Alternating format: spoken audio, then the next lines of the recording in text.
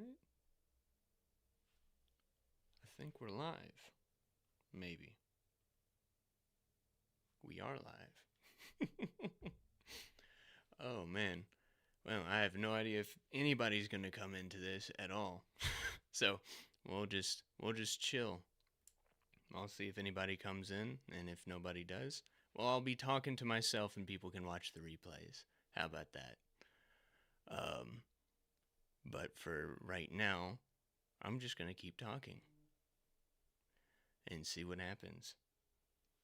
Because I am not a streamer at all. I just figured, I've been wanting to stream for a bit, and why not? Why not do it on the New Year's, usher in the new year, uh, with a stream? So channel's small, but it's growing, and this year it has grown quite a bit. So to anybody watching the replays, anybody who tunes in live on the live chat, thank you very much for all of the love you have given the channel. Feels weird talking to nobody right now, but I just, I it's been crazy. It's been crazy. Just the amount of love the channel's gotten. The Saw video in particular was just doing absurdly well. So I thank you all for that. We're at like almost 15K subs, which is, it kind of blows my mind because when I started this, I'm just like, we're just chilling. We're just chilling and making videos, and suddenly now my channel is the size of people that I follow, and it's weird. Like, I still don't think of them as my contemporaries. I just feel like those are the people that I'm striving to be like. So it's cool that you guys have shown the love. Seems like we have a couple people rolling in, which is really cool. Welcome. This is our New Year's live stream. We're just chilling, hanging out, talking about the year. I don't have anything particularly special planned. Maybe talking about this year in movies and TV shows because I've seen a lot of them. So we'll see what happens. If anybody tunes into chat or not, we'll see. Um, but I got the ball drop on in the background. Uh, so once that comes, we'll cheer to that and call it a night. It is my bedtime right now, so I may be a little tired. Um, Hey Zeno, there we go. This is cool. Like I said, I'm very new to streaming, but the Daredevil season 2 video, I am currently working on it. Very slowly. It has been a very massive project even for me. Got caught up with the holiday stuff. I wanted to get it out by Christmas. It just didn't happen. So, I'm working on that as hard as I can, getting that out. But it's probably 65% of the way done. I hope to get it out next month, hopefully. But it'll be a long one. Very very hard at work with that. But after the holidays, it's been getting hard to get back into the swing of things in terms of trying to edit again, because I had to take a few days off to hang out with family and enjoy the holidays, enjoy Christmas. But I'm getting back into the swing of things. We'll try to get that out by January. I'm gonna put this up on my other screen, I guess. Um, but I hope everybody's Christmas was good. If you celebrate that, which I'm assuming, it's a big holiday. I'm assuming most people did. Um, but I hope it was a good Christmas. For me, it was good. I'm not a huge gift giving or receiving person, so for me, I'm like, we're just gonna get the present, say, oh, thank you, and then that it is what it is. Most of what I ask for now is stuff I need, or like a book or a movie that I like. That's usually how I roll with that type of thing. Um, but I hope everybody else's Christmas was great. I also got pulled over. I uh I got issued a citation the day after Christmas, so I had to pay a speeding fine, which was fun. Um, didn't really put a date for all the holiday, but it was just kind of a funny thing that had happened. Um, but I guess we'll for the sake of having conversation, I do have my lists of the best and the worst of the year, just to have something to talk about as the year approaches its end. because part of my yearly tradition is just compiling a giant list of all of my favorite movies of the year and sending them to my friends with these massive paragraphs of text. They probably don't even read it, which, that's fine. It's just something for me to do, and I figured, hey, I have a channel now. Again, thank you guys for the growth that I've had with this. You've paid all my bills for the past 4 months, which was right after I got fired from my previous job, from for some silliness. But you guys came in, the Lord provided, and now this is effectively my full-time job, which is really fun. And again, thank you. I promise I'm gonna get a lot less awkward as I go on. Hopefully, we'll see. But I'm just gonna pull up that list, pull up my Letterboxd real quick, because all film nerds, I guess, have a Letterboxd.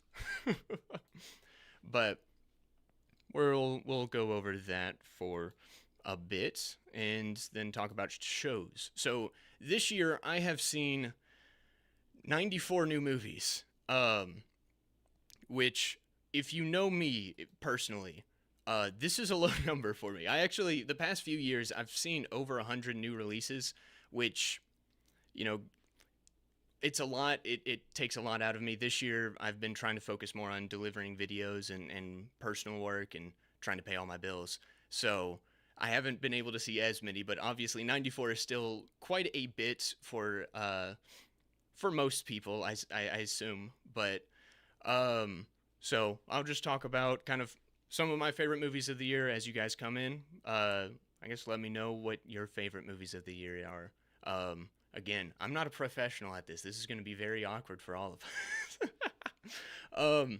But we'll start with my top 10, which my number 10 right here is Nosferatu, which I saw it 2 days ago. I wasn't actually originally planning on seeing it.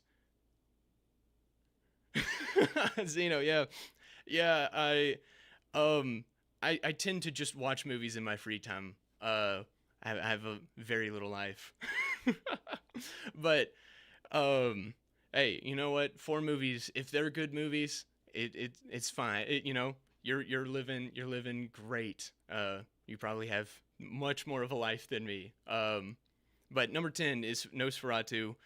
Wasn't originally going to plan on seeing it. I was running some errands in the big city near where I live, and just had some free time, so I decided to check it out. And man, it was very good. I'm not as over the moon about it as most people are. It's well made. I do think it gets a tad overindulgent in its style. I really do like Robert Eggers, and this is no exception. But it does get a little overindulgent with just the sheer amount of style he's getting. Sometimes the styles get a little mixed up. There was a few shots that reminded me more of a Wes Anderson movie, strangely enough, than kind of your typical horror movie. But I mean, the performances were good. What's his name? Bill Skarsgård in particular he was phenomenal. I mean, they kept him in shadows for the most part during the movie and built up his menace quite well. It gets very horny a lot, especially the further you get into it. But at the very least, for me, the way I read it was a morality tale of the dangers of temptation and the temptations or the dangers of lust, right? And in that vein, portraying almost this dangerous presence coming closer and closer to our main character Ellen, kind of it was necessary to have the film be as horny as it was. Maybe sometimes it got a little too horny, but in terms of what it was trying to convey and trying to get across with its story, I think it works. It was very, like I said, very well made. The cast performances are really good. I had one other thing and I just completely lost it. But I thought it was very well done. Willem Dafoe, I think, was the standout for me personally. He just delivered every line immaculately. He really drove the point of the story home, and I really enjoyed it. Number 9, we have Look Back, which it's only like just under an hour long. It's an easy watch. It's just about two girls trying to write a manga together. That's all it is. It's very cute, very heartwarming, very heart wrenching towards the end. And I was caught off guard because this was written by the guy who did Chainsaw Man, which is a new anime. Well, relatively new. It came out, what, 2021? And that anime is very over the top, very bonkers, very insane. The main character's entire motivation is he wants to touch boobs. That's his entire motivation. And so it's just kind of like, oh, someone who wrote something that insane was able to write something very just grounded, laid back, very introspective, and it does pull on the heartstrings a bit. Number 8 was kind of a surprise for me. It was recommended quite a bit by the users on a site called Criticalist, which I am probably the most active on out of any platform out there.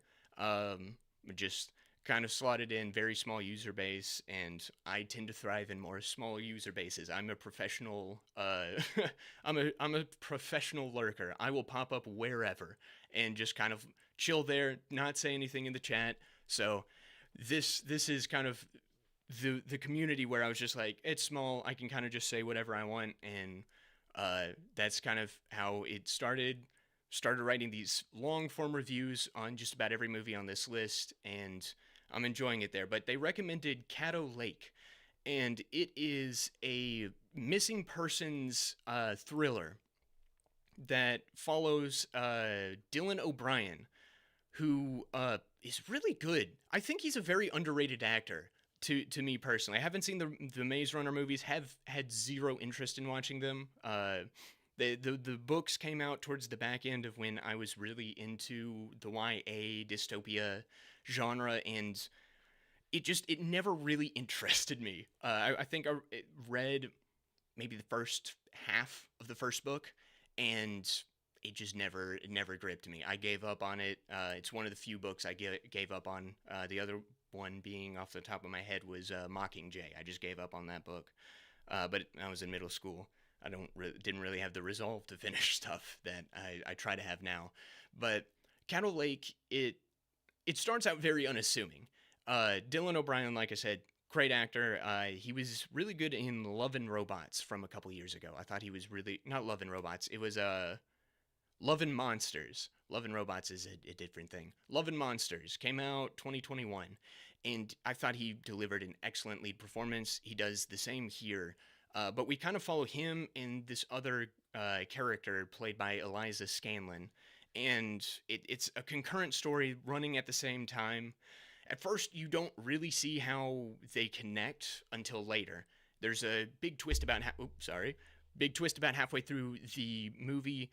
Don't really want to spoil it because that twist kind of defines what the movie is. But from there, it becomes a completely different movie. And it's very interesting the way they play with the two storylines, connect them, specifically with Dylan O'Brien's character and how they flesh him out. Because of the nature of the twist, some of the plot elements get a little iffy, get a little flumpy, if you will. Again, it's hard to get into it without spoiling anything. That is to say, I would still recommend watching it, if only just to find some new underground favorite of yours.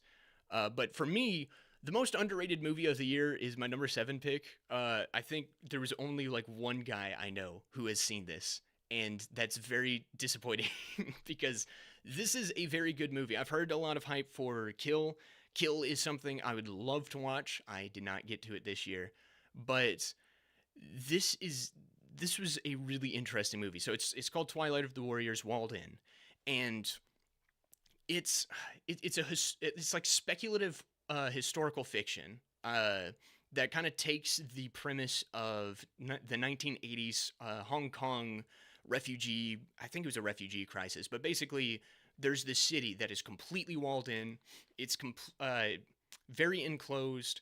All these people are kind of living on top of each other, and it creates a very nice setting that's very claustrophobic.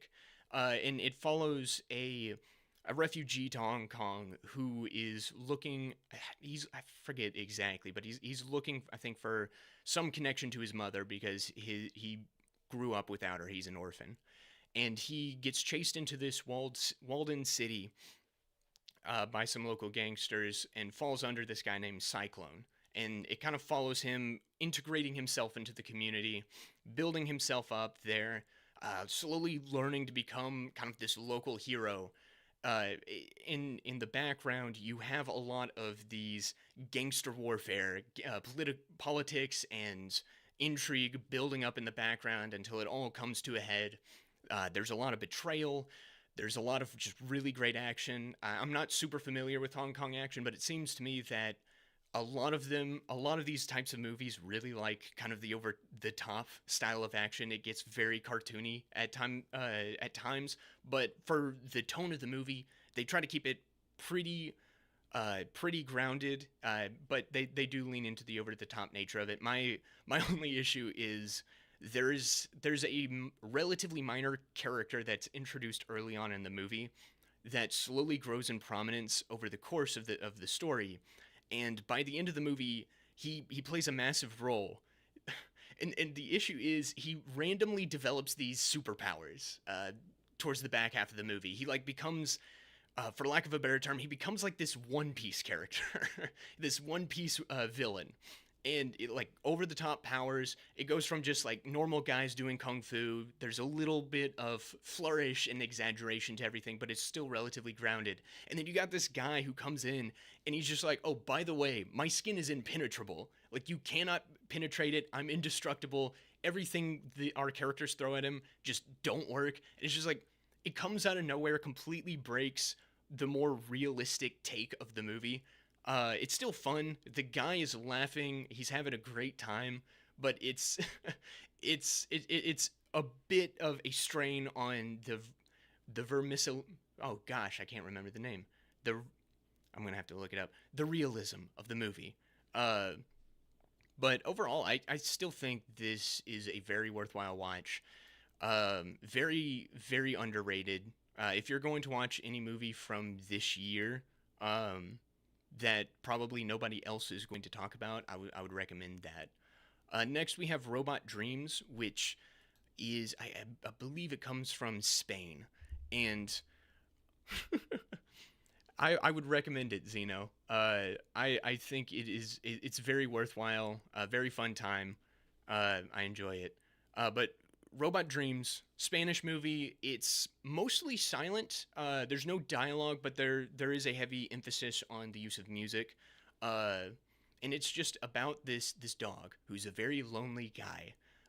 And he buys himself a robot to be his friend. And this is one out of three movies on my top 10 of the year that are about robots and friendship, which I just found funny. This is our first one, and it's a simple movie about these two becoming friends, and then through cruel circumstance, they're separated. And this separation causes such a degree of grief between the two. Both of them are longing to reconnect with their friend again, and it takes for legal reasons they're not allowed to reconnect. And the movie follows these two people over the course of a year, and kind of shows how they're dealing with the separation and how they long to be with one another, but slowly make other connections in their lives to the point where by the end of the movie, I'm not going to spoil too much, but just by the end of the movie, they come to a place where they are much more socially comfortable thanks to that initial connection that they had at the beginning of the movie. There's a continued use of Earth, Wind, and Fire's September, which is was one of my favorite songs growing up. Absolutely loved it. Every was it I think it was the 22nd, 21st. Every September 21st, I would play that song. I loved it to death. I think I first heard it in Night at the Museum. But this movie uses the song just so well. It kind of becomes this representation of these two's friendship, and I'm not gonna say I cried at the end of the movie, but when the song plays for the final time towards the end, it pulled on the heartstrings a little, which is kind of crazy for a more upbeat disco song to do for me. Uh, where are we at? We're at number 5, I believe. Number 5 is Super Slash Man, which is a documentary following Christopher Reeve, kind of flip flopping back and forth two different eras in his life. We follow him after the initial casting announcement of Christopher Reeve playing Superman, and then we follow him after the fateful accident he had riding a horse that paralyzed him for the rest of his life. And it's it's a very very well done documentary. Personally, I have like zero attachment to Christopher Reeve. I don't know if that is heretical to say or blasphemous, but I've only seen each of the Superman movies once. The first one I watched when I was much younger. I watched it on DVR, and I thought it was fine. To be honest, I only really remember watching. I was watching it in the living room, and I remember by the time the end of the movie comes and he's flying around the Earth, I was just like, this is a little silly, but I guess I like it. Uh, and then the rest of the movies I ended up watching over the course of my college career, and were various different versions of okay to bad.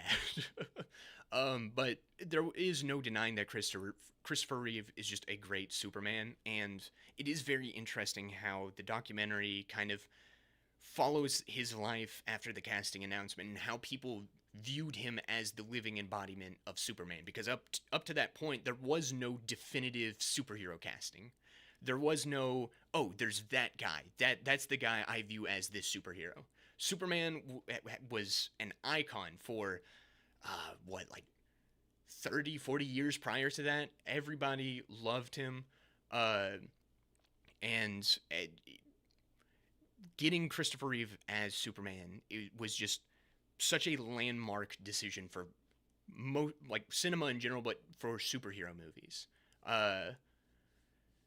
All right, thanks for tuning in, Zeno. I appreciate you coming coming in, uh, dropping some comments in the stream. I appreciate everything you're doing for this channel, man. Have a happy New Year. I hope you're spending it with your family, if and having a great time. But where was I? Right. So Christopher Reeve was just like this landmark casting decision, and following the aftermath of that, which again, I was born in 2000. A lot of this stuff happened long before I was born. So it was interesting to see how people really viewed him as Superman. And even before the accident that crippled him for life, and like this almost world shattering event of Superman being grounded permanently. Even before that, people were still viewing him under the lens of Superman, and criticizing everything he did. They go through a lot of the personal controversies he went through past the introduction of the Superman movie, a lot of the different paths he tried to take as an actor, in the different projects he worked on, and it kind of just presents it to you and just says, hey, this is a lot of what happens. It doesn't really try to convince you it was right, it was wrong. Like, personally, some of the decisions in his personal life are not ones I would recommend to people, but that doesn't make him any less of a person, any less of a good man. And almost what the documentary does is use this accident to show that even despite something that would break somebody, something that would destroy someone's soul, he was able to build himself back up, and really become the real life Superman. Like, from that point on, he was paralyzed. He couldn't walk. He was wheelchair bound, but he became Superman in that moment, as he worked through it, processed through it, opened up the foundation, the Christopher Reeve Foundation, to help other people like him, as an activist, as an advocate.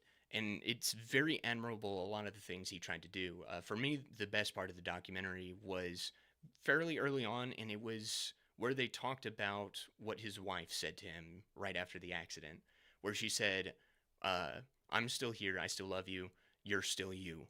And man, that pulled some tears from my eyes. I think there's some personal things in my life that I very much connect with the movie. My mom didn't go through like something exactly the same, but something somewhat similar. She was diagnosed with brain cancer probably 5 years ago ish, and uh, a lot of the relationship I saw with my dad and my mom in processing through that and dealing with that was I saw a lot of it specifically in that moment in this documentary. But going forward, how I forget her name, but Christopher Reeve's wife just never left his side and was there side by side with him, helping him, providing for him as they dealt with this new situation. I think it's a very inspiring documentary. It's very well done. I'm not much of a documentary guy, but usually I try to catch one or two every year, and I think I made a pretty solid choice. Uh, Number four, we got Hundreds of Beavers. This is a complete tonal flip.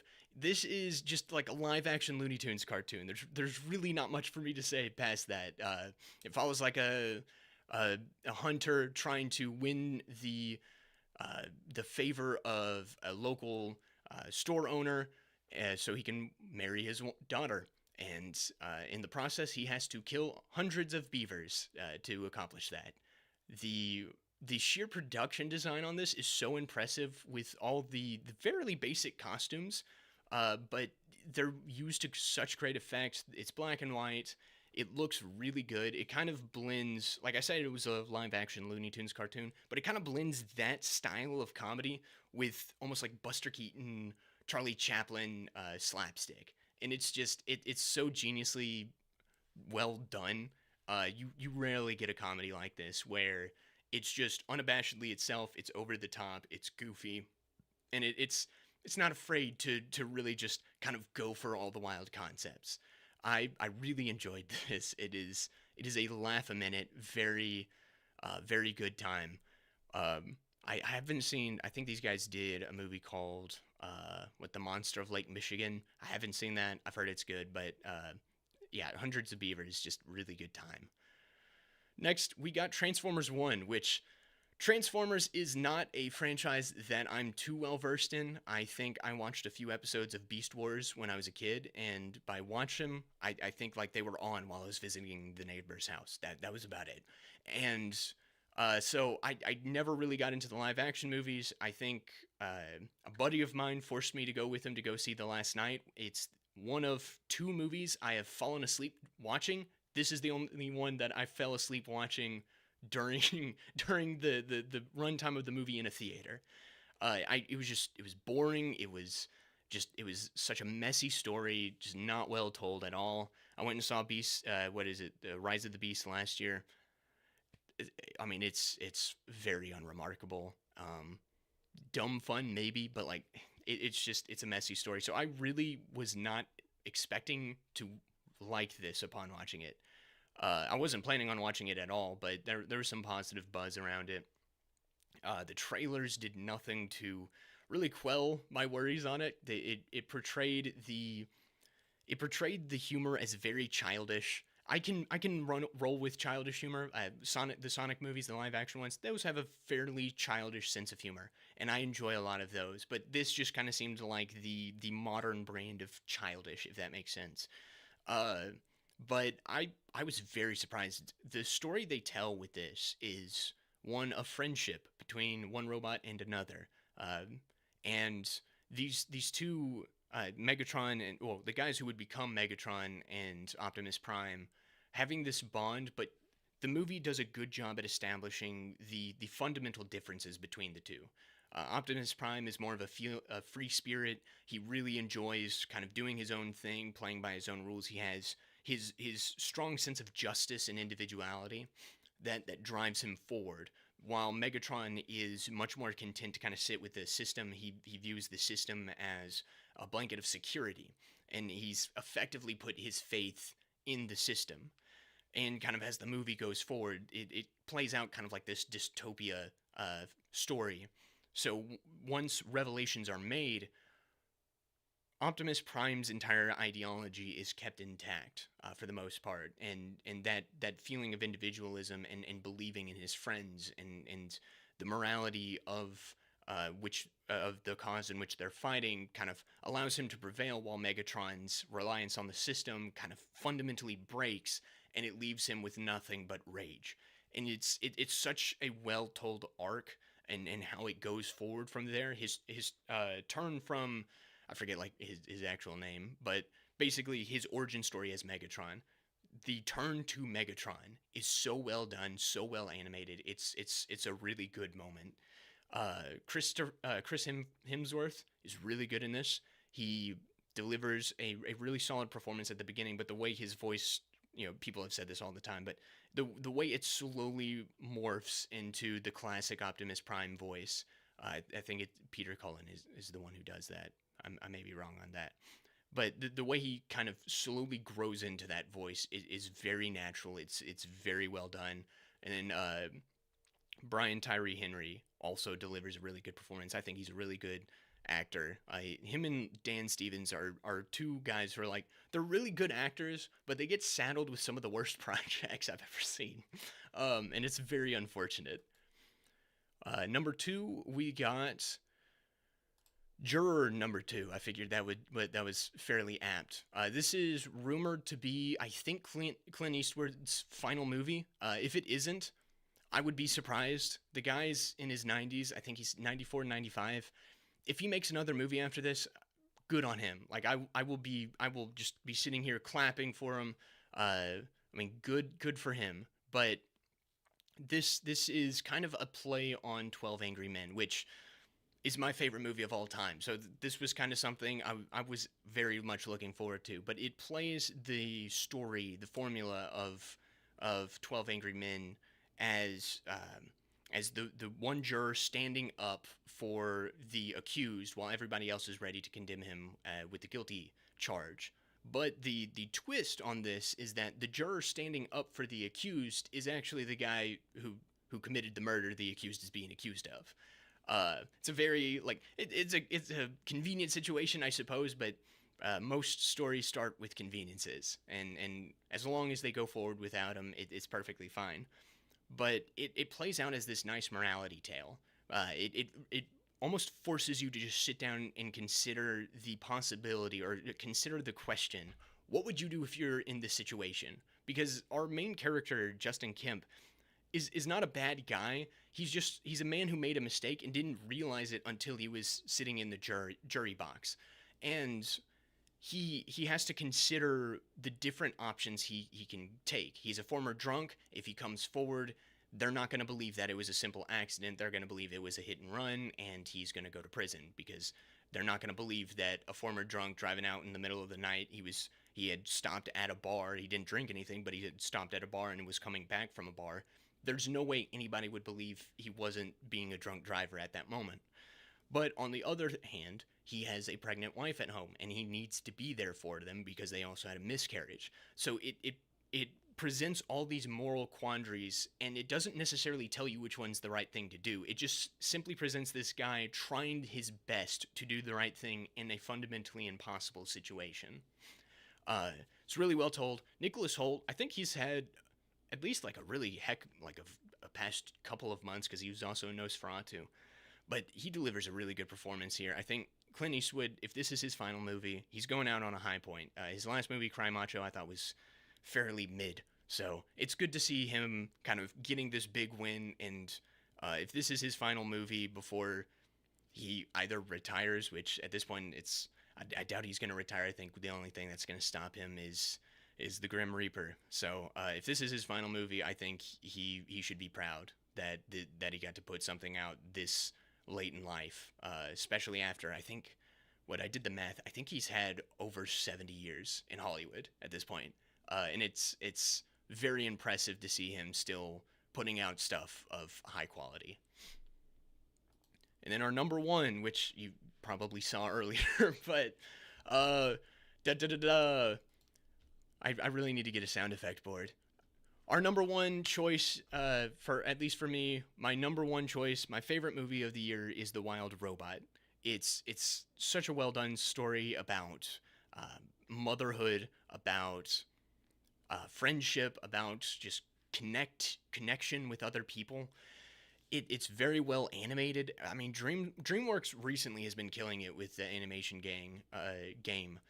Like they have been unafraid to deviate from their traditional style, and they're just going full out with the experimentation. I think Puss in Boots and the Last Wish is one of the best looking movies of the past few years. The Wild Robot is no exception.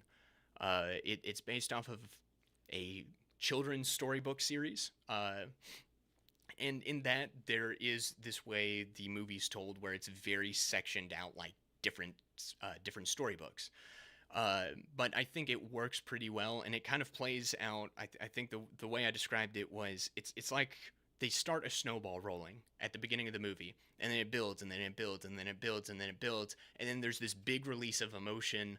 The music swells, and everybody's having this big moment, and then the second snowball gets kicked off, and then it rolls, and then it rolls, and then it rolls, and then there's this big explosion 2/3 of the way into the movie. For that simple fact, each big emotional release of the movie just completely worked for me.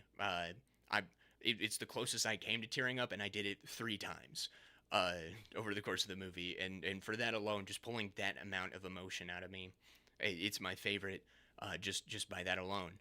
Lupita Nyong'o does a really good job. The rest of the cast is pretty solid. I mean, it's pretty much just like well-known names. You got Ving Rhames in there, Bill Nighy, Mark Hamill, Pedro Pascal, who seems to just be in everything nowadays. I feel like I'm getting Pedro Pascal fatigue. Like it's just like, oh, here's a popular movie. I wonder who's in it. Oh, Pedro Pascal, Gladiator 2. Oh, there's Pedro. There's Pedro. The Cohen, not the Cohen brothers, but the Cohen couple. They released a movie this year. Oh, there's Pedro Pascal, just right at the beginning of the movie. He's everywhere. I'm kind of getting tired of him. Uh, he's he's good in this though. I think he does really well. Matt Berry plays a very grumpy. I think he's a beaver. He may be a muskrat. I forget the shape of his tail, but Matt Berry's in this. I have come to really like Matt Berry after watching What We Do in the Shadows. So that is always a plus. But yeah, it's such a good movie. I really enjoy it. um, though the funny story with that is I decided to experiment when I went to see this. One of my local theaters, it has this new thing. I forget the specific thing it's called, but it's like roller coaster seats. Like you go to Disney World, and they have those rides where you sit down in the seats and they play something on a screen, and then the seat jerks you to the left, to the right, uh, in sync with what's going on screen. They basically installed those in one of the theaters, and I had some extra money. I was like, screw it, I'm gonna try these out. I sat down and it wasn't working, and I realized that there was a lady and her daughter sitting in my seats. And I had to like walk over there as the movie was starting. Was like, "Hey, I think you're in my seat," and the lady was completely unaware, but the daughter was sitting in a dead seat just like me, and she was just not having it at all. And the mom was didn't even realize it. But that was fun. The seats, that's a weird gimmick. Like IMAX, I think is a solid gimmick. 3D, I can see in certain movies. The herky jerky seats, I don't get it. Like I get that theaters are trying to play these creative gimmicks to try to get more people in since revenue's down for them. But unless it's like some big, like maybe Avatar, probably that could work for Avatar or some of these big tentpole releases. But it, it was a weird little gimmick that didn't really add much to the movie. It was kind of just more, oh no, they're flying. That's all it was. So take that for what you will. The movie was still really good. The seats didn't really add anything. I don't really feel like going through the entirety of the rest of the list, just because I do want to have some time towards the end of the night to celebrate New Year's. It is, well, we're about like an hour and a half. So we got some time, but I'll just touch on kind of some of my other favorites. So we got Late Night with the Devil. That was a found footage movie that follows a broadcast. Hello, Zenyatta. I think I'm pronouncing that right. Zenyatta, I believe. Uh, Welcome. I am glad you're here. Happy New Year and belated Merry Christmas. Late Night with the Devil is this. It's presented as like a late night show in kind of this found footage format, as David Dasmalchian's character is building up to this big reveal that they're going to do a live séance. Not well, I guess not a séance, but we're gonna have a demon on the show. It's pretty well done. Sometimes it's hard to believe. Uh, it's hard to believe, like, oh, they really got like this crisp audio backstage, and they were really able to get these shots. But I think it's pretty well done. There's a nice sense of dread being built up. uh, it's very impressive that they were able to do this with a small budget. And I quite liked it. One of the few movies I actually got to see in theaters, so it was a nice time. Dune Part Two, I'm not as in love with it as a lot of people are. I still think it's good. I mean, it's my top 15, top 20 movies of the year, but I think there were some narrative issues with it. I decided to read most of the Dune books before going to see this. I think maybe at least the first one, and the way this movie's ending kind of shoots down the way the next book starts. I don't know how exactly that's going to mesh unless they just do some heavy character development for Zendaya's character off screen. Uh, but for the most part, I think it's still pretty good. Uh, I'm just not head over heels about it like most people are. The contestant is, I think, documentary number two or three that I've seen this year. It follows the real life story of this guy who basically signed up to be on the Truman Show. That's effectively what it was. Someone did a Truman Show in real life, and this guy basically was locked in a room for many a days, many a weeks, many a months, and basically had to compete in games and play games, and to earn a significant amount of money. Thank you, Zenyatta. I Man, the Game of Thrones video, that was that was a lot of work. I enjoyed it too. It's hard kind of going back on stuff I've made and just be like, oh, I love it. I feel like I'm very overly critical of myself with a lot of that, but I'm very appreciative of your compliments. Um, and the Jessica Jones video, I had a really good time making that. I'm trying to make sure I get that Daredevil video out, hopefully soon. But yeah, it's a very interesting story of this guy just persevering through all this crazy stuff, and the twist like halfway through is that the producer decides, oh man, he beat the game, but we're gonna do it again and move him to a different location. It is insane what these people were able to get away with, and the fact that this guy was able to take it in such stride is so admirable to me. It does feel like this ode to the human spirit a bit, and it's a very interesting watch, especially if you don't know anything about it. Thelma is the the way I jokingly describe it is if John Wick starred a 93-year-old woman. It's not quite that. It's kind of this action comedy adventure where this 93-year-old woman gets scammed. Basically, someone calls her pretending to be her grandson, and he's in prison and needs bail. Ironically enough, the same exact thing happened to my grandparents when I was in high school. My mom was my film professor. She was a high school teacher, so she was my film teacher. And I was in her class, and she suddenly receives a call from her mom, who's just panicking, saying that she got a call from me saying that I was in prison. I got arrested on my way up north to go visit them, and she was freaking out, and my mom just kind of looks over at me in the middle of class and is just like, "Hey, son, are you in prison?" And I'm like, "What? No, I'm not in prison." She's like, "No, no, he's fine," and kind of hangs up on her. But it was kind of strange how that basically that exact situation happens to Thelma in this, except none of her family picks up when she calls her son-in-law or her daughter.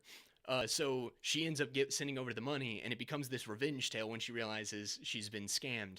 and she's trying to track down the people who scammed her and steal her money back. It's a very very goofy, very fun movie. It makes joke like it has fun at the premise of this 93-year-old woman. She's tracking down these criminals. She's gonna get revenge on them, but it never gets to the point where it's at the expense of the elderly. June Squibb's our lead character in this, and she's supported by Richard Roundtree, who is, I think, the original Shaft.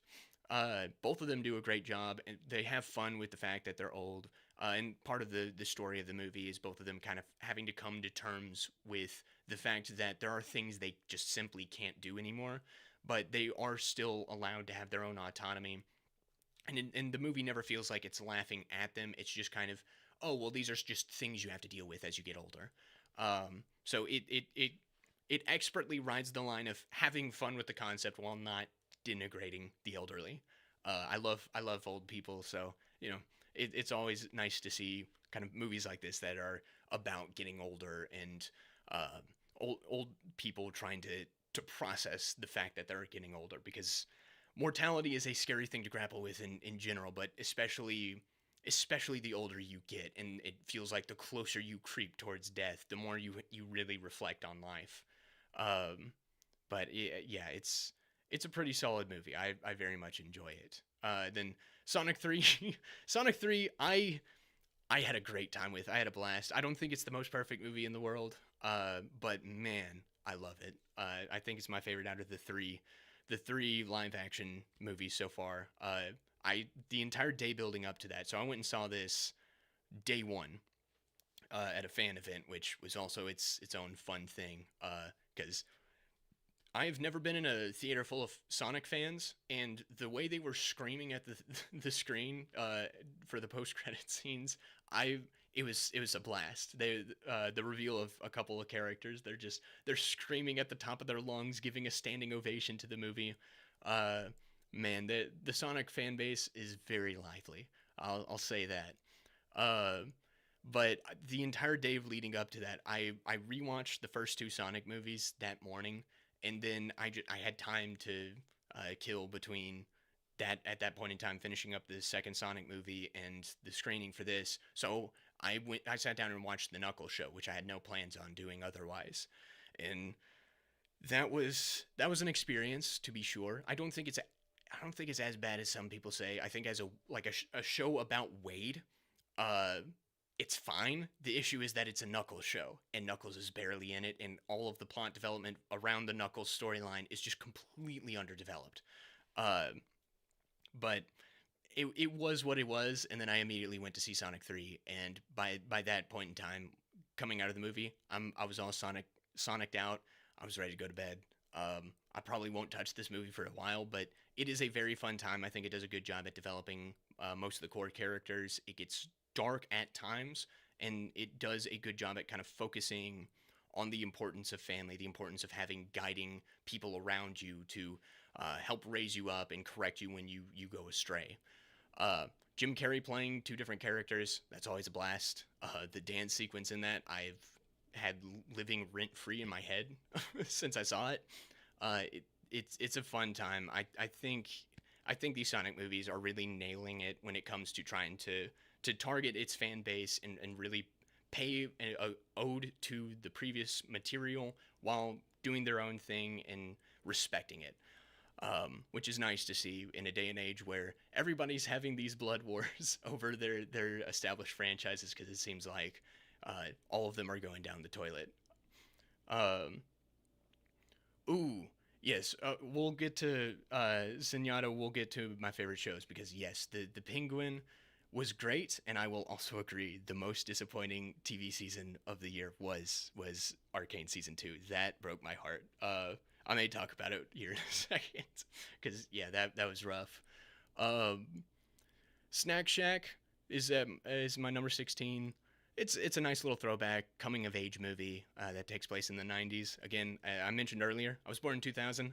Like, I'm if anything, I only qualify as like a tail end 90s kid. Like, I grew up on a lot of 90s stuff, but I never grew up in the 90s. So I can't quite comment on how accurate this is to coming of age in the 90s, but it does a good job at capturing the vibe it's going for. Great performances. Um, it feels maybe at times like a R-rated Sandlot, except with a more condensed cast, focus on romance. But it's fun. I enjoyed it. Rebel Ridge was a really solid thriller. It reminded me of Reacher. That was kind of the main vibe I was getting, especially in the setup of the story. Reacher is kind of just a story about a guy drifting from different towns, kind of hopping in, dealing with crime, hopping out, going to the next town. That's kind of the feeling of the setup of this story. Except the difference between Reacher and our main character in Rebel Ridge is that he's not necessarily non-violent, but his training in the military is more focused on de-escalation. So his entire thing is basically like if Reacher was non-lethal. So it's interesting to see how he approaches a lot of the conflict he comes upon and how he tries to take it down without killing anybody. I thought it was a really solid, really well done movie. Aaron Pierce was really good in it. I've seen him before. There was that Sci-Fi Krypton show. He was in it for both seasons. He was like, I guess, like a supporting character, one of the members of the young Kryptonian army. It was a I won't say it's good show. From what I remember, I enjoyed it, but I was also like 15 when it came out. The production design for it was surprisingly great. I'll say that. But yeah, it's nice to see Aaron Pierce getting some more recognition. I think he's going to be uh, cast as the Green Lantern John Stewart in some upcoming project that James Gunn's doing. Who knows if that'll come to light, but it's good for him. I'm glad he's having a bit of a career takeoff. Um, yeah, I'm glad you're I'm glad you're going to check it out, Zenyatta. Yeah, I would recommend it. It's directed by what's his name? I think it's Saulnier. Is yeah, Jeremy Saulnier, who did Green Room, he did Blue Ruin, he did Murder Party. All of those movies I really enjoy. So I didn't realize he was directing it until I started watching it.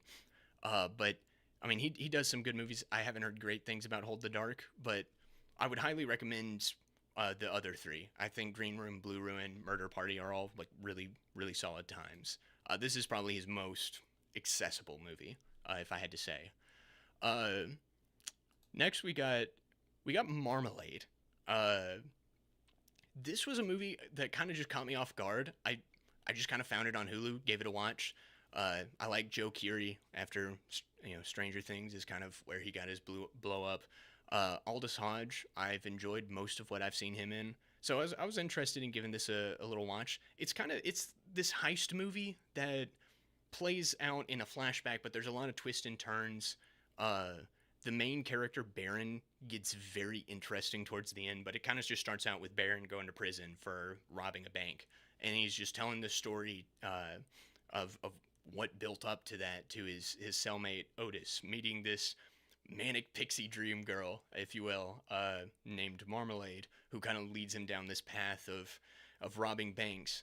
But there are a lot of interesting twists and turns, a lot of which just completely caught me off guard as the story went on, and each of them kind of add layers to this character dynamic between Baron and Otis. Um, and there's a lot of good character work, and some of the twists do kind of make you feel like you waste your time a bit, but reflecting on the story leading up to it, there's a lot hidden within there that informs a lot about these two characters. It's very, very simple, very laid back, but I think it's very much worth a watch. Um, Next, I'll go up to 20 and then we'll cover the bottom 10, because most of the rest of these movies I think are still worth. Some of these are worth watching, but they're not like movies I'm in love with. The Bike Riders, I think, it's simply an atmosphere movie. It's a movie that you just sit down, you kind of hang out with. It's a very simple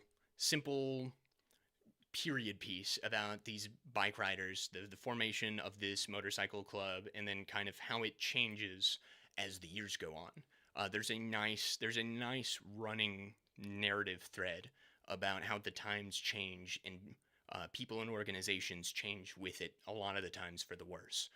Um, and it there that adds this tragic element to the movie. But the core performances, I think, do a pretty solid job. I think we could have focused a little bit more on the actual relationship drama, but for the most part, I think this is really well done. Directed by the guy who did Mud, which was shot in my grandmother's hometown, my dad's hometown, where he grew up and where my grandmother lives, which was really cool.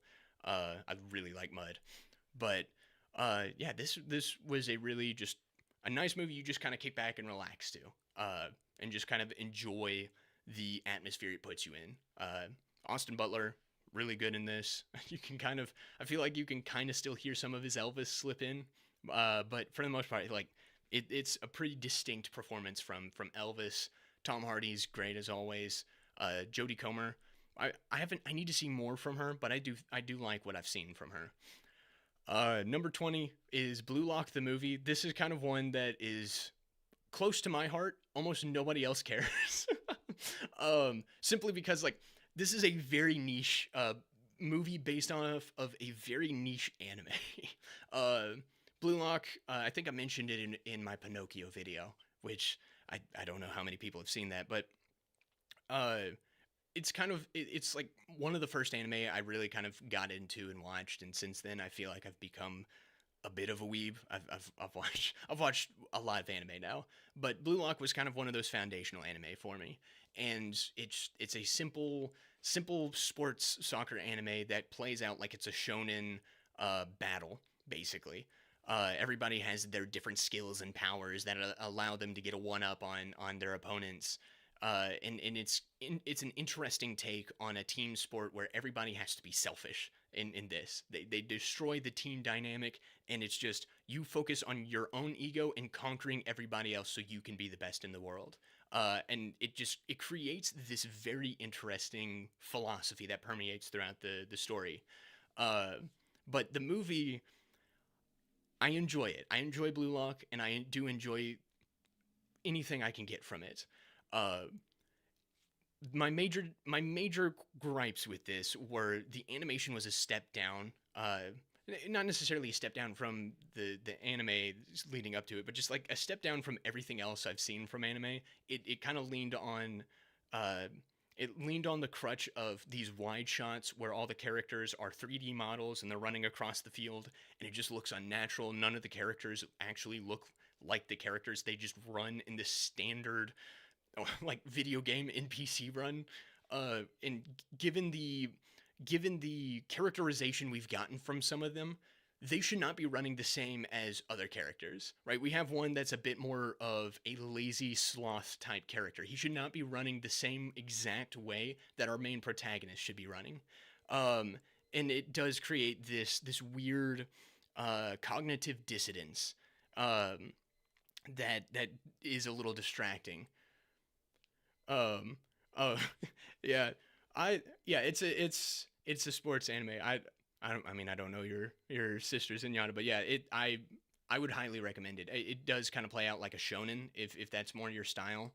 But it's fun. The movie itself, it's based off of a spin-off manga that I have read or caught up to the current the current chapters, and it's not done, so that kind of throws me off as to why the movie was made. I feel like it was just kind of made as a holdover to hype up the second season, but what the movie wants to cover hasn't been fully covered in the manga. So there's and it still hasn't been covered in the manga, I think, up to this point. So it creates this weird narrative thread where the entire point of the story is covering the entire events of season 1 from the perspective of a different character. But because the manga hasn't fully covered the events of season 1 yet, it can't it can't adapt it can't adapt everything from season 1, so it kind of gets to a certain point where the manga had finished by the time they were producing the movie. So they just kind of stops and it just fast forwards through the rest of season 1 to go, oh, by the way, season 2 is coming out. Get excited. And it's like it creates this just weird narrative flow that I didn't quite click with. I still like it, but I Blue Lock is a very is becoming a very messy relationship. I'll say I'll get to season 2. Season 2 just wrapped up, man, was that a major roller coaster to say the very least. We're gonna skip down to our bottom 10 here for a second, just because most of these movies are kind of various qualities of good enough to middling. I was not a fan of Challengers. Just on a side note, I found the characters very unlikable, and I don't care about the love triangle.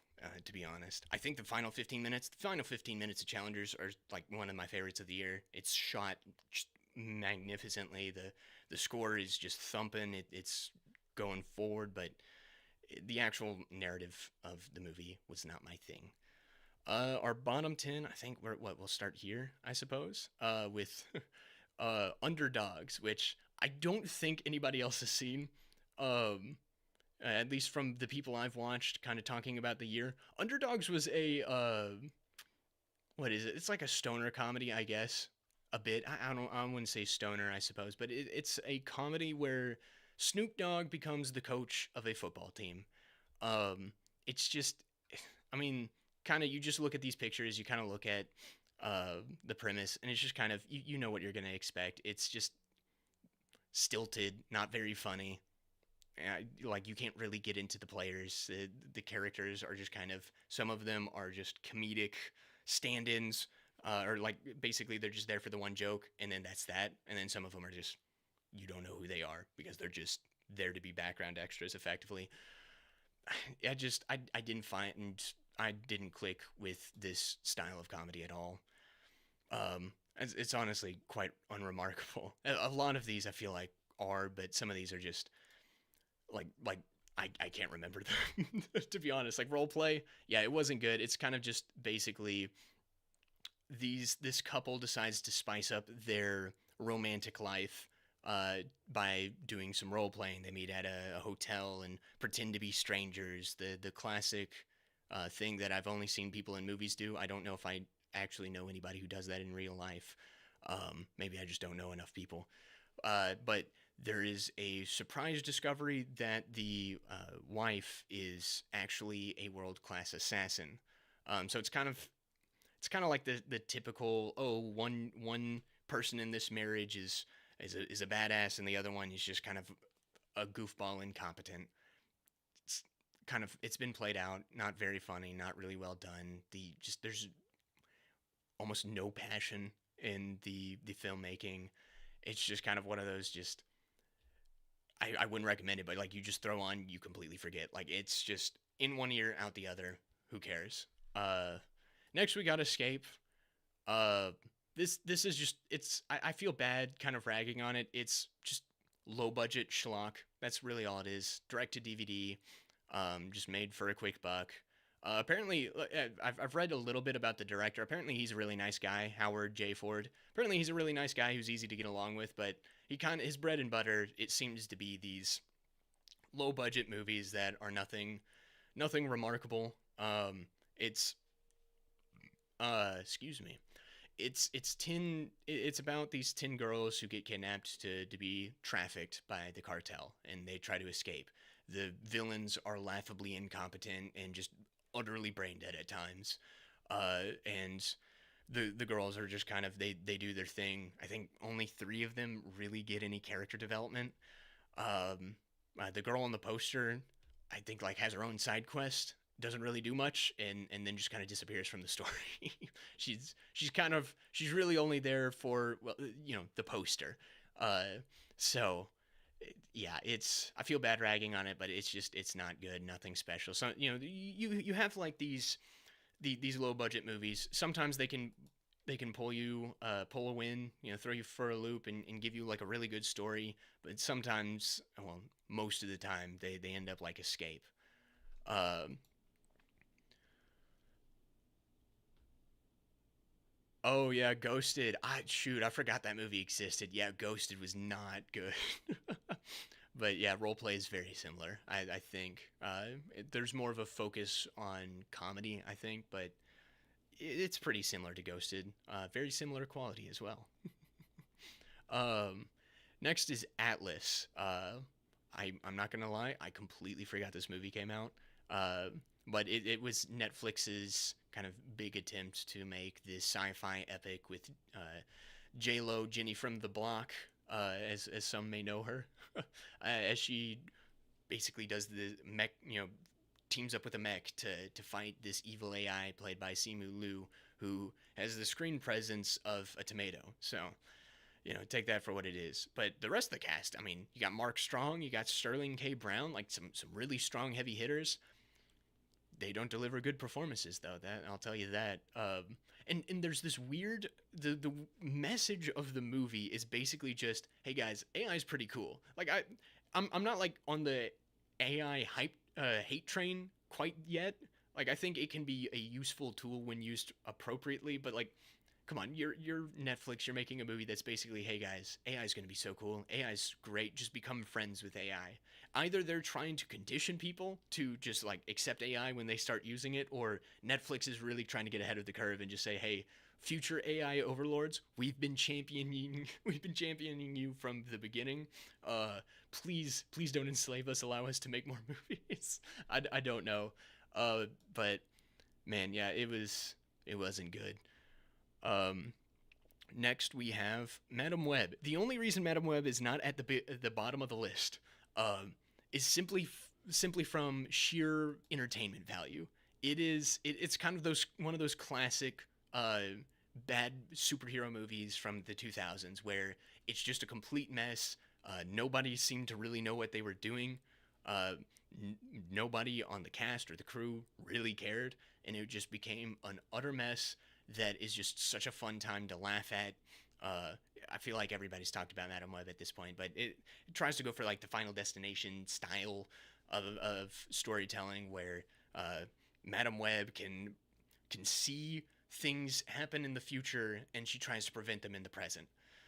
Uh, it's a mess. None of the actors really seem to care. And I will say this. So I didn't see Craven. I didn't see any of the Venom movies. I've seen the second one. I saw that in theaters. But outside of that, I haven't really seen any of these Sony Spider-Man movies. I will say this though. Unlike most people, I actually think there's some promise. Not necessarily like to say, oh, Madam Web it could have been a good movie. That one's hard to pull off, but I think there are certain Spider-Man characters that could stand on their own. I think one I've been championing personally since this entire thing was announced. Of course, I have no faith that it would be done well, but I think someone like Silver Sable could easily stand on her own as a character.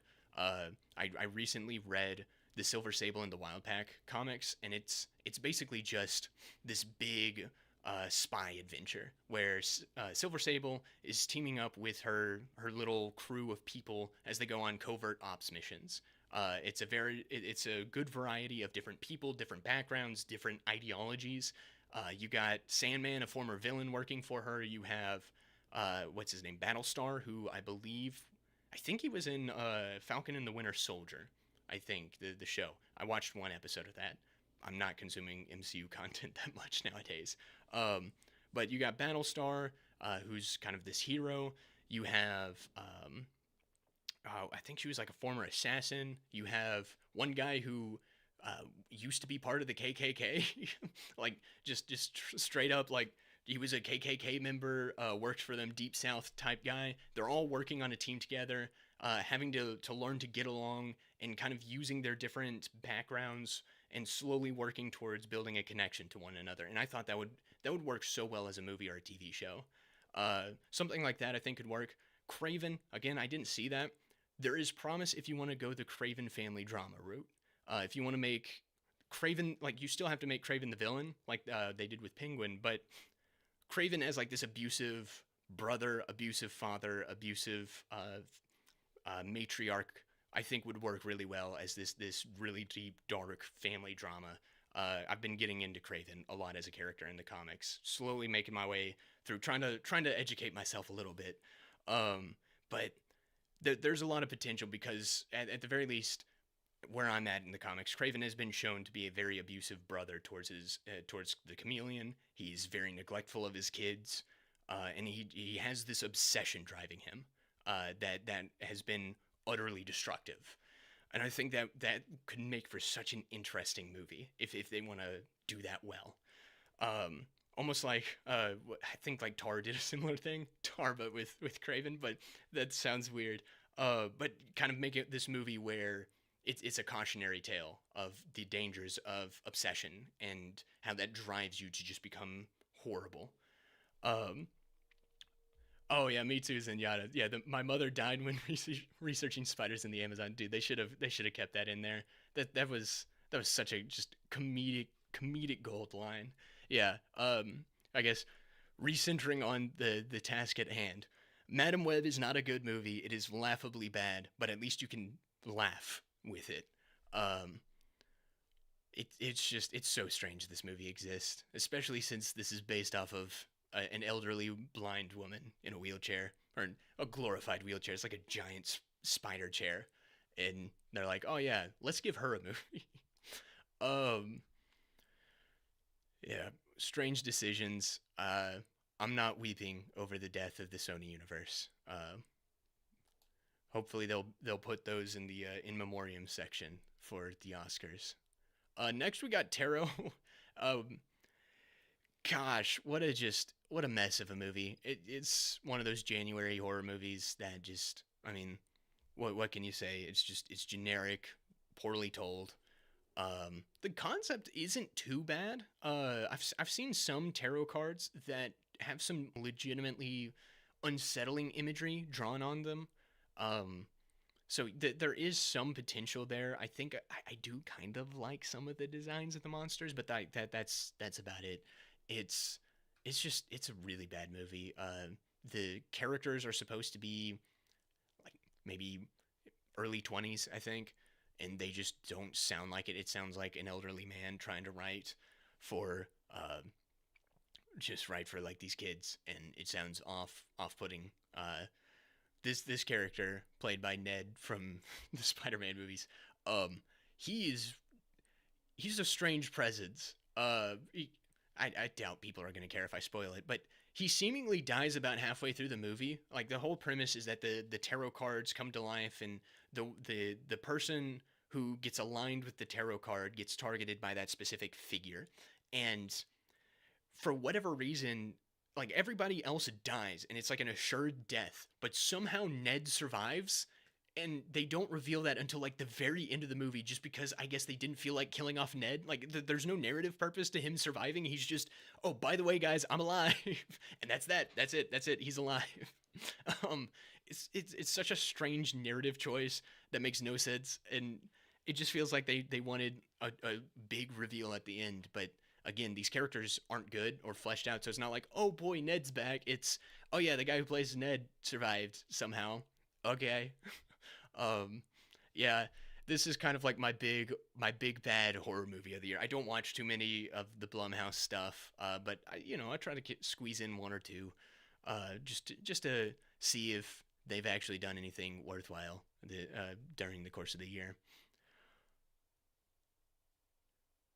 Oh yeah, yeah. I'm Zenyatta. I'm not looking forward to Captain America 4. Especially, I mean, it feels like they release a trailer per reshoot. It's that the production of that's been a mess.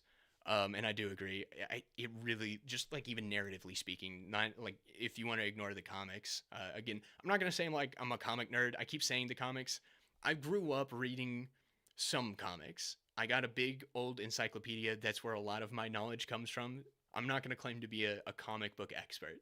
Uh, so a lot of I'll put it this way: I've dipped my toe into comics, and I know more than the average person, but I don't know near as much as some of the big comic book nerds.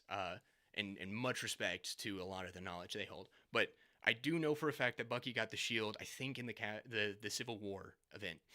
Um, and yeah, narratively speaking, it just would have been more satisfying for Bucky to get the shield. It feels like that's what they were building towards, right?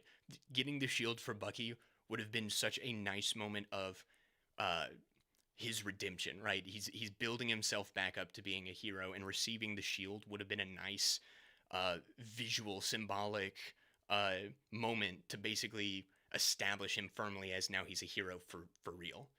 Um, but it is what it is. I mean, I'm not watching it, so I've completely checked out of the MCU. The last movie I watched was Shang-Chi, I believe. And that was I literally only watched that because I was in college at the time. I had ramped up classes, and I was living at home, like about an hour away from my college, and I had a meeting that night. I had about 4 hours to kill, and I was just like, I'm gonna go to the theater. Whatever movie has a showtime that will allow me to watch something relatively soon and get out before the meeting, I'll watch it. And it ended up being Shang-Chi. So, um, I'll say I wasn't enthused to see it. By that point, I was checked out. I went and saw Black Widow. Uh, I went to see Black Widow on IMAX with my buddy. We were visiting Branson at the time. Branson, Missouri, which is like just the biggest attraction of the Midwest. If you haven't been here, it's basically like the world's biggest tourist trap, effectively. They have the closest IMAX theater to where I live. There's one close by, but it's not near as big as the Branson IMAX. So we were in Branson, me and my buddy, and he had never gone to the IMAX, and I was like, "Hey, let's go to the IMAX." We went and saw Black Widow, walked out, and said, "That wasn't very good."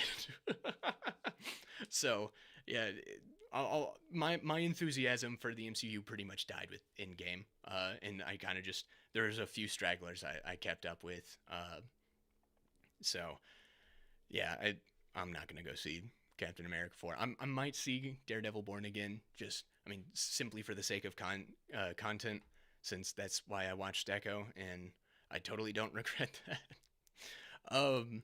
I don't even remember what number we're on. The movie in which I don't know if I could actually say on YouTube. The American Society of the trope that has been in movies for a while now, I guess. Yeah, I'm not gonna lie. There is promise to the concept. I think you could really have fun with the idea of the trope of the magical Negro. It's been around for a while. I mean, I think Song of the South is kind of the popular version of that.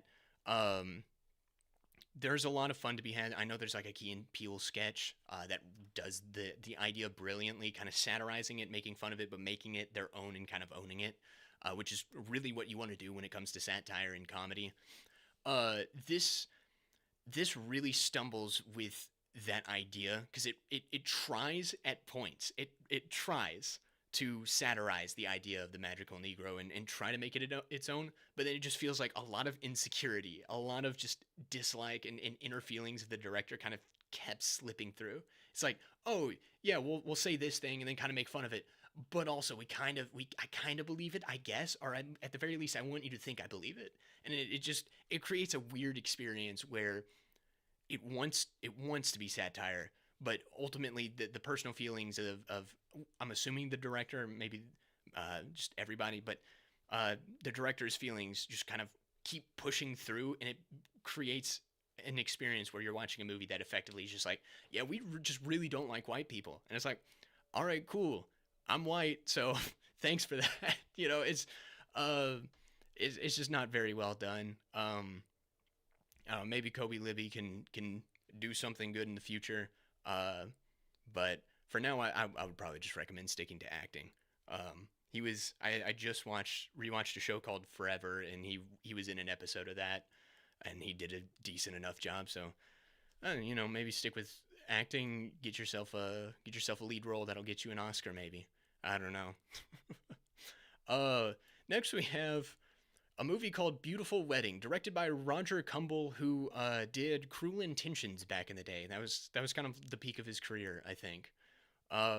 This is the sequel to a movie that came out last year called Beautiful Disaster, and it's the most detestable freaking rom com I've ever seen.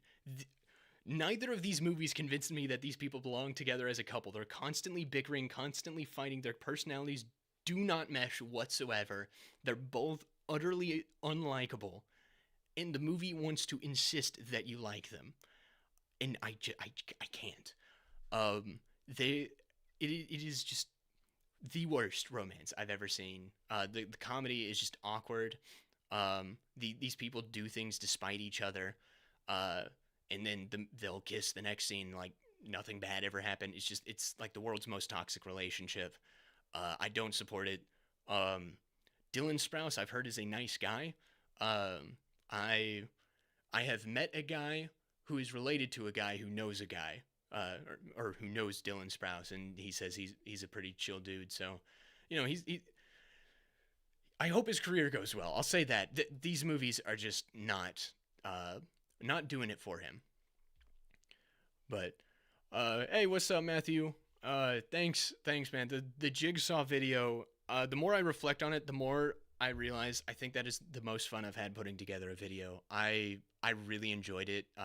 It was a fun concept. It was nice taking a break from the the usual content of going beat for beat through a story and just kind of going, let's hone in on this one particular aspect of a franchise and really break that down and have fun with it.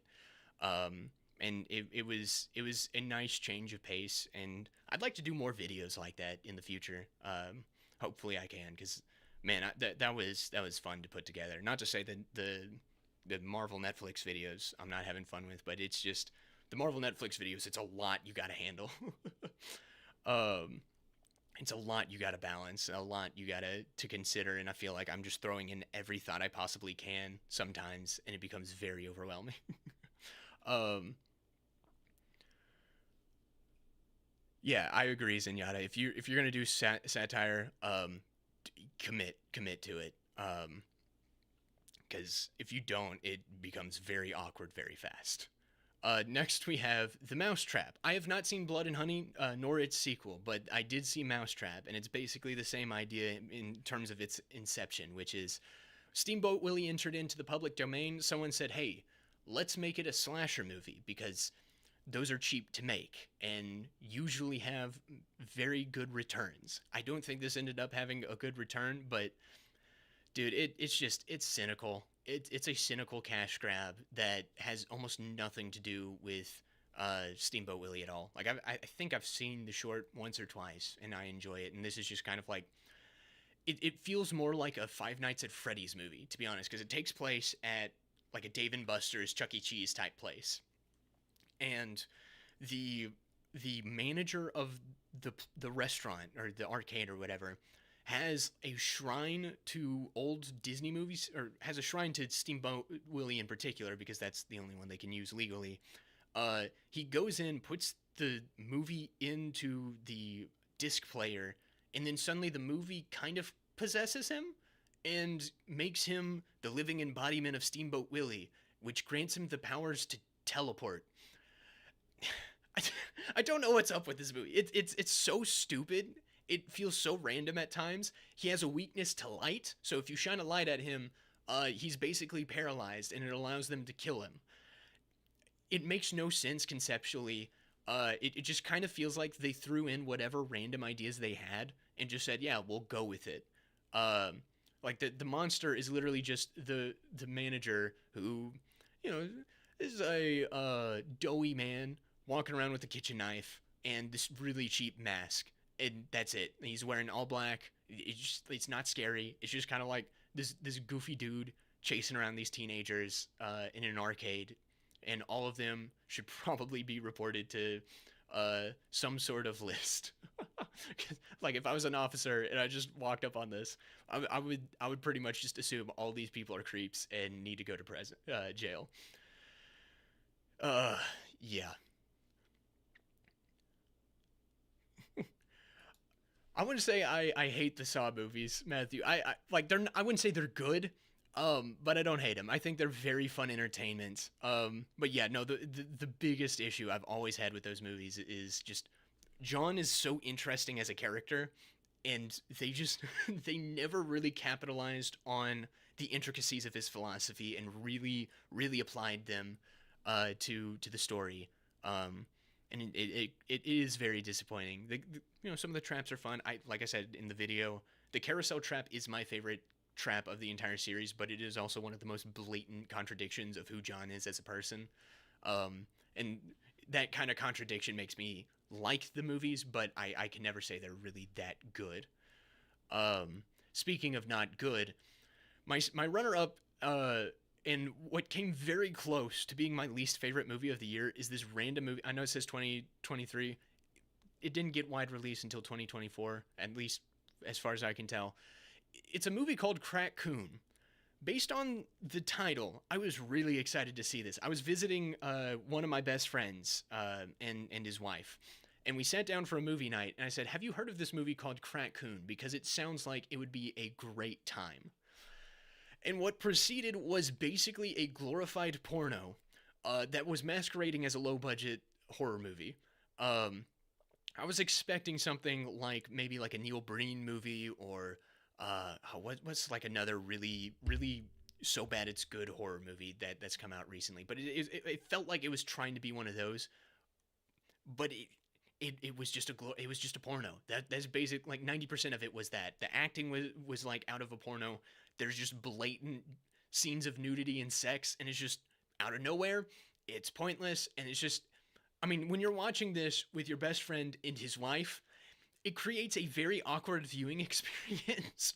um, and it was something I wasn't aware of going into it. So I just was. It was an uncomfortable movie that just didn't. It never really hit the so bad it's good range. Like this has such promise to be such a fun movie you sit down with friends and watch every year, and just enjoy. You know, do the room thing, throw spoons at the screen. You can have a fun time with it because it's about a raccoon who eats crack and goes on a bender killing people. It's such a slam dunk for a so bad it's good movie. There's a couple moments like they try to do a CGI raccoon at times, and it's the goofiest thing where it's just kind of like it has this basic walk cycle, and it's just kind of like someone took a mouse and dragged it across the screen. But those moments are very few and far between. It's an uncomfortable movie that's just like it feels like the director just really wanted to show a lot of boobs and nothing much else. Um, it's I don't know. It was not a fun experience, and we looked up the cast, and 90% of the actresses in this were basically like OnlyFans models. So we can kind of discern what the point of the movie is from there.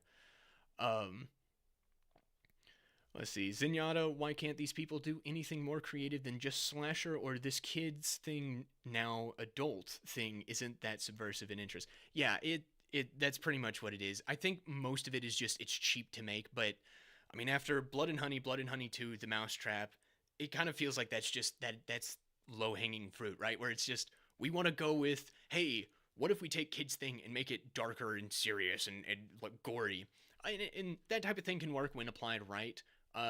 Because sometimes I know there was a trend I think in the 2010s where there was a lot of kids franchises that did a dark turn of what they were originally, and a lot of them got praised. One of my personal favorite shows ever is Scooby Doo Mystery Incorporated, and one of the big things that it was lauded for was a incorporating a running story thread into a Scooby Doo show, which had never been done before. But also, it presented a much darker version of the story. But the the key thing was it still stayed true to what Scooby Doo was. It kept the characters consistent with who they've been established to be or who they've eventually evolved to become, and it wasn't afraid to be funny and still have fun. It wasn't just dark and broody for dark and broody's sense. It was still fun. It still had a good time with the concept, but because it explored the darker themes, it did make it feel a little more adult. And I think that's the tricky thing you have to thread if you actually care about honoring the source material, which clearly these types of movies they don't. They want a quick cash grab, and they just steal something that just got plopped into the public domain and said, we'll just use this for a quick buck. Um, Speaking of quick bucks, my number one least favorite movie of the year is Megamind versus the Doom Syndicate. Oh my gosh. Like I remember I was writing my review for I think for Mousetrap, and I was just ranting about how awful it was. And then I ended it with just, but it's still not my least favorite movie of the year. The second I watched this, I knew nothing was gonna top it. Not only does it come what 10 almost a decade too late. I think the first one came out 2014, 2015, I believe. It comes out way too late. It doesn't have any of the same cast from before. It's the animation is far cheaper. I mean, it's effectively it effectively plays out like that Atlantis sequel from 2 decades ago, where it was basically this is our pilot run of what a TV show would look like. That's basically all it is. It doesn't really carry any of the same charm, any of the same in-depth character development. It doesn't take any of the characters seriously. Um, it's almost it's almost like they basically took Megamind and babyfied it for lack of a better term, where just all the characters are on like brain dead dumb baby mode, and everything they say is uh it's just so simple and stupid, and it's not a fun concept to run with. It's not a fun movie to run with. It genuinely made me angry because I love Megamind. Megamind was one of my childhood classics. There's a guy I stumbled upon on Instagram who is doing a complete redub of the original Megamind movie. He's doing such a good job with that. He's having a blast. I'm having a blast watching all the brief clips he releases. That is made with much more love and care than this movie was made with. This movie is just it's horrid, it's cynical, it's cheap, and it just completely craps on what came before. Ironically enough, though, the show that came out after it was actually not as bad as this. It's not good, but it wasn't as just inducing. Maybe it was because I got used to it, maybe, or maybe I just became numb. But I didn't think it was as bad. It was still bad. I mean, it's still like towards the bottom of my list, but it was not as bad. Um, I guess we'll move on to the TV shows because I don't think there's really too much interesting left to talk about for 2024 in terms of the movies. Like Kinds of Kindness, Yorgos Lanthimos is always a director I'm struggling to determine if I like or not. I wasn't a huge fan of Kinds of Kindness. Kung Fu Panda 4, just like, I saw that in theaters and made me angry. Civil War had some promise, really rough on the world building aspect. And then you get into the middle where they're fine. Um, but sorry, that's my external hard drive, and it likes to make noises. I'm just gonna go ahead and unplug it so it doesn't bother us for the rest of the time. There we go. Yeah, that is an annoying gadget. It keeps just randomly disconnecting and reconnecting, and it is giving me PTSD. Um, as for the year in shows, I thought I thought we had a pretty good year for TV. The movies I wasn't so enthused about, but the TV shows I felt like I kept finding more and more of them. Like, man, this was really good. Man, this was really good. To the point where I probably strongly recommend maybe my top 30, 31, 32. Some of them kind of get lower in quality as you go down there, but I thought there was a really some really strong selections and offerings from the year. Um, but I guess we'll talk about the top 10. We are 40 minutes away from the ball dropping where I live. I'm going to go ahead and let's. Yeah, I figured they ended the live stream because that was for New York. So I may have to find another one to pull up here in a second. Um, but let's see. Number 10, we have season 2 of Rising Impact, which I may consider the most underrated show of the year. So they had season 1 and season 2 release for it this year, and it's a fairly simple golf anime. That's about what all it is. It's basically this kid who lives in a small town gets discovered by a professional golfer, and gets sent to this school to train to be the world's best golfer. I don't care about golf. I could not care less about it. In fact, I enjoy going to Top Golf from time to time, but that's about it. And I'm sure my brother-in-law and then my future brother-in-law are are very disappointed to hear that because both of them absolutely love golf. Um, and what impressed me the most about this anime is that it made me care about golf. Like it gets into the intricacies of how golf is played, why you would use a club on certain drives or on certain hits over others. There's a good focus on trying to balance your power and your skill, because our main character is like a drive master. He can hit the ball long for days. But when it comes to putting, when it comes to just the chip shots, he sucks. Um, and he's balanced out by his kind of his rival, who is an expert at putting but can't drive worth crap. Uh, and there's a nice rapport built between the two. And I think the reason I love season two more than season two is basically a giant tournament where the Japanese school goes into a tournament against England and America. And you get more characters, you get a lot of character development, a lot of big reveals happen, which was very surprising to me.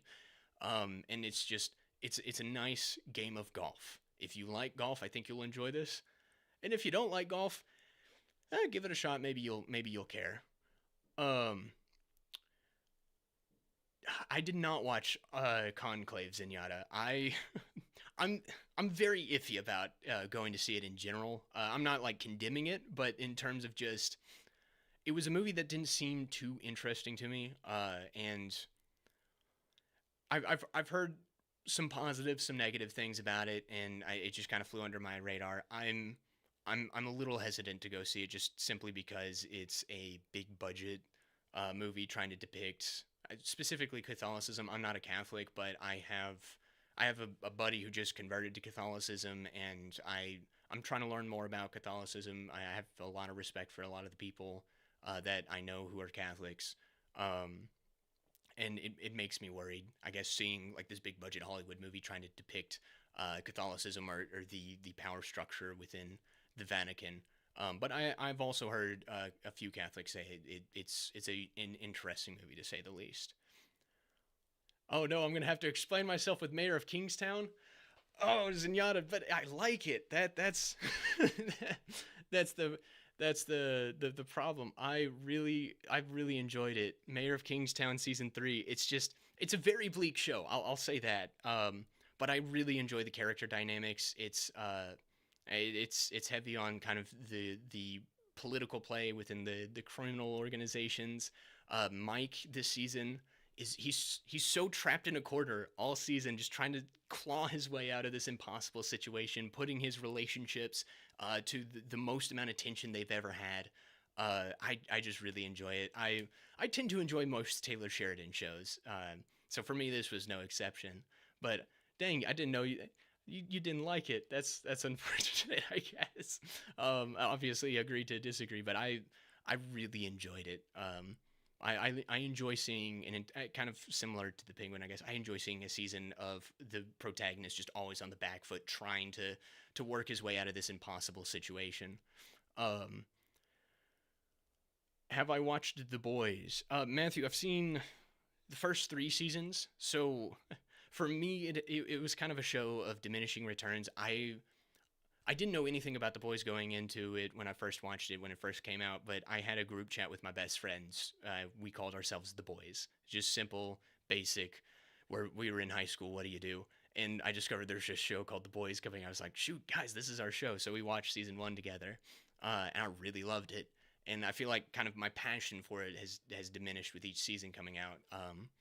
It's been forever since I've seen season 2 and season 3, but when season 4 came out, I don't know, I was kind of burnt out on it, and just I didn't feel like watching it. It kind of feels like it was a show of the time that kind of went past when it was probably the most relevant to me. Um, Season 3. I'm trying to remember the season 3 finale of Mayor of Kingstown now. I may have to rewatch it. I'll take your word that it's lame though. I'm trying to remember. Most of what I remember is the relationship between Mike and Bunny, and how that gets pushed to the brink. And Richard Brake's character I thought was really well done, but I do partially remember season 3 faltering a bit at the end. I'll agree that it's better than season 2 though, but agree to disagree. Maybe if I take a more critical eye to it, I'll come around. Mayhaps. Um, let's we'll go to season or not season, but number 8. Uh, I've heard Matthew. I've heard season 4 of The Boys. It's awful. Plenty of people have said it's bad and kind of put me off on it. But what I don't think is awful is my number 8 spot, which is Windbreaker. Um, I I kind of fell in love with this show when it aired. It was kind of one of those things I was just like, I'll put on whatever. But I found this a fascinating show. So it's about this kid who's like a roughneck. He really likes to fight, and he discovers that there's this school where everybody in the school are really stupid. They don't excel academically at all, so they just became a school where all they did was use their fists. It was a fighting school. And he goes to this school determined to beat up everybody at this school and become like the king. But once he gets there, he learns that the guy who recently came into power and got in charge uh, turned the school into more of a neighborhood watch. And so they're kind of like these resident heroes, effectively. They beat up criminals for the citizens. They help people walk the dog. They help old ladies across the street. They flower or they they water the flowers. They're just kind of contributing to the community. Uh, and he falls in line with these boys, and over the course of season one, they introduce the school's main rival, who are full of a bunch of people who are somewhat similar to our main character, who just they live for the fight. They love violence and they love beating up on the little guy, and it kind of inflames our main character's sense of justice. And it's very endearing. It's very charming. I found it pretty funny. The main antagonists of the season are very unnerving, but they do a good job at fleshing them out and making them feel human. But what most impressed me was the emphasis on how you can still contribute positively to your community, even if you're not, academically the best, even if you don't academically excel. Just the small things you can do to give back to people, and really connect with the people who live around you. Which, in a day and age where we're all online doing stuff, and I say this myself, where I don't know any of my neighbors. I really should probably try to do better with that. But it's a nice, inspiring story to encourage you to really plug into your community and give back and help people, even if it's the most simple of ways. And I do also enjoy how all of the fights are really well animated, but each fight also feels like almost a philosophy debate, where they're constantly clashing, but it's also their worldviews clashing, and how what they believe flows into how they fight, and how having no conviction behind why you put up hands or choose to be violent against someone, the less conviction you have, or the less reason behind it, the weaker you are. The stronger characters of the series are the ones who strongly believe in protecting people and believe in community, where the weaker characters are the ones who believe more in self and believe in just violence for violence sake. Um, and it created a very interesting little anime for me that kind of caught me off guard. I agree, Zenyatta. Yeah, Littlefinger being immune to explosions was very silly. Yeah, because he survived. Yeah, I forgot. Yeah, he survived the end of season two, and then he came back. Yeah, that was a little goofy to me. I will admit that there. And I do think it kind of undercut Constantine as a main antagonist a bit.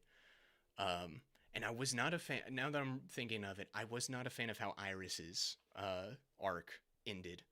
I thought they were building up something pretty solid, and then she kind of felt like dead weight on the show for a good amount. I'll give that to you.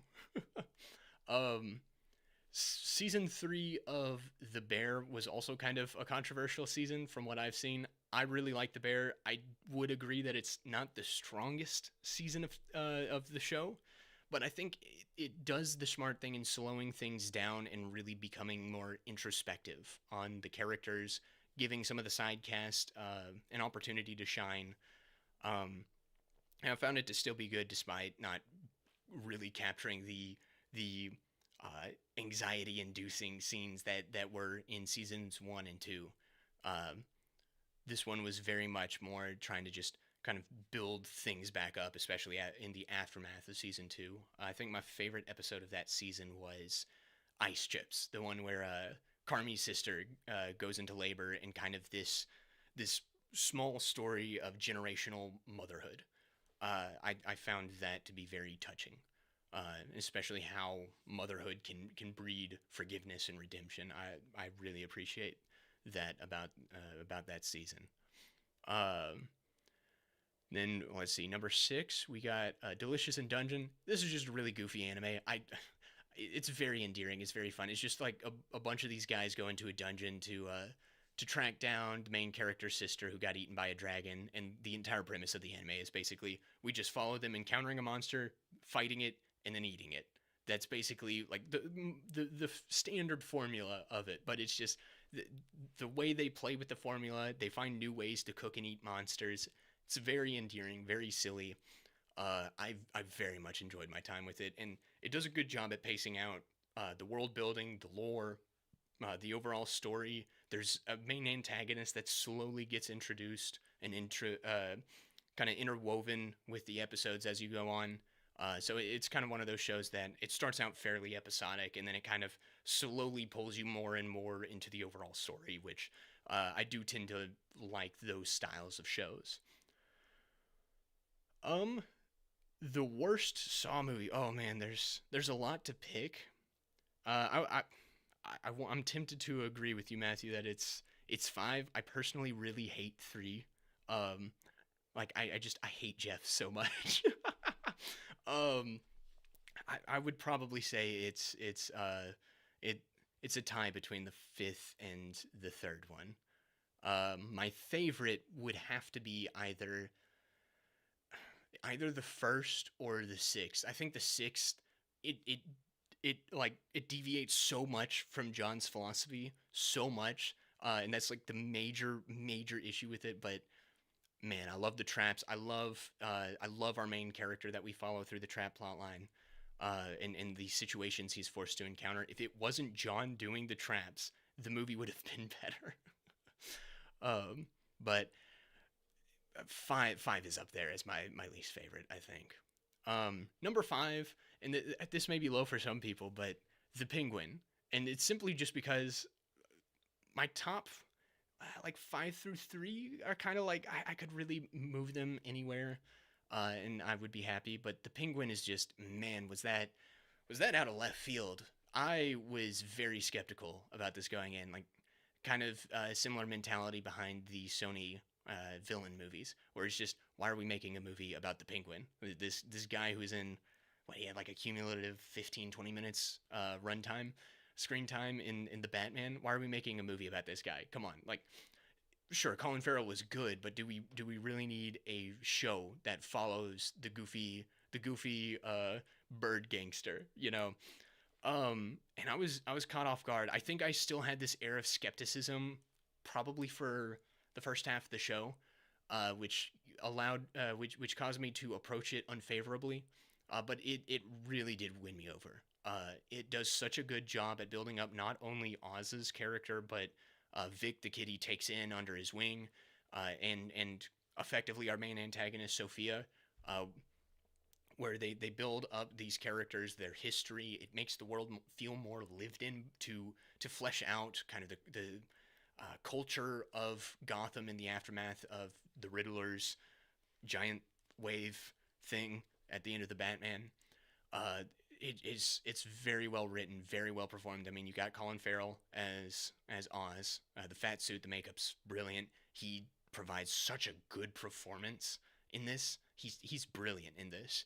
The kid who plays Vic, I think he was in the Runaways show, I believe. Haven't seen it, but I remember his face on the posters. Um, he's really good at this. And Vic's arc, I think, is really well done as he gets closer and closer to Oz, starts to make a little bit more moral concessions, and there's a point of no return for him that I think was really well done. And the way Oz and Vic's relationship kind of comes to its crux was one of the most heart just like it took my heart and just beat it to a pulp, basically. Um, it does such a good job of building those two's relationship. Sophia, really well done. I forget the name of the actress, but she does a really good job as Sophia. Uh, Sal Maroni was surprisingly well developed, despite how little screen time he had. Clancy Brown, always a welcome presence in any show ever. Mr. Krabs himself is brilliant in this. Um, the way it builds up Oz's character slowly makes it like it made me just care more and more for him. Like like he's very personable. He's very persuasive to every like basically the show itself is one of Oz's scams almost where Oz is famous for these just BS speeches he gives to people, and he he'll get them on their side and then stab him in the back when he doesn't need him anymore, effectively, or when they insult him, and the way the show basically does what Oz does with so many different characters throughout the show to the audience, only to pull the rug out from under you and go, hey, this guy that we've kind of convinced you to like, he's actually evil.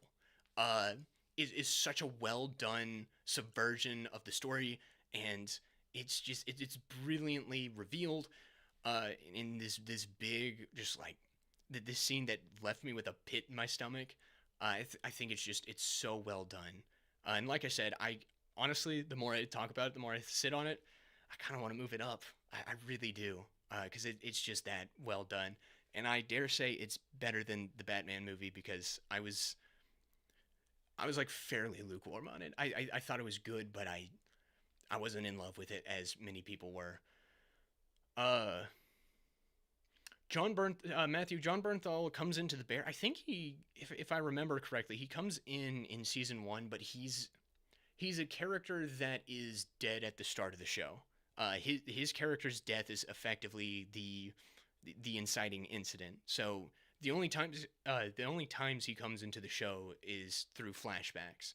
He does a really good performance though. If you really want to get like peak John Bernthal in the pair, I would watch the season 2 episode. I think it's Fishes, which is just an episode that is one giant flashback of a family dinner. It's very stress inducing.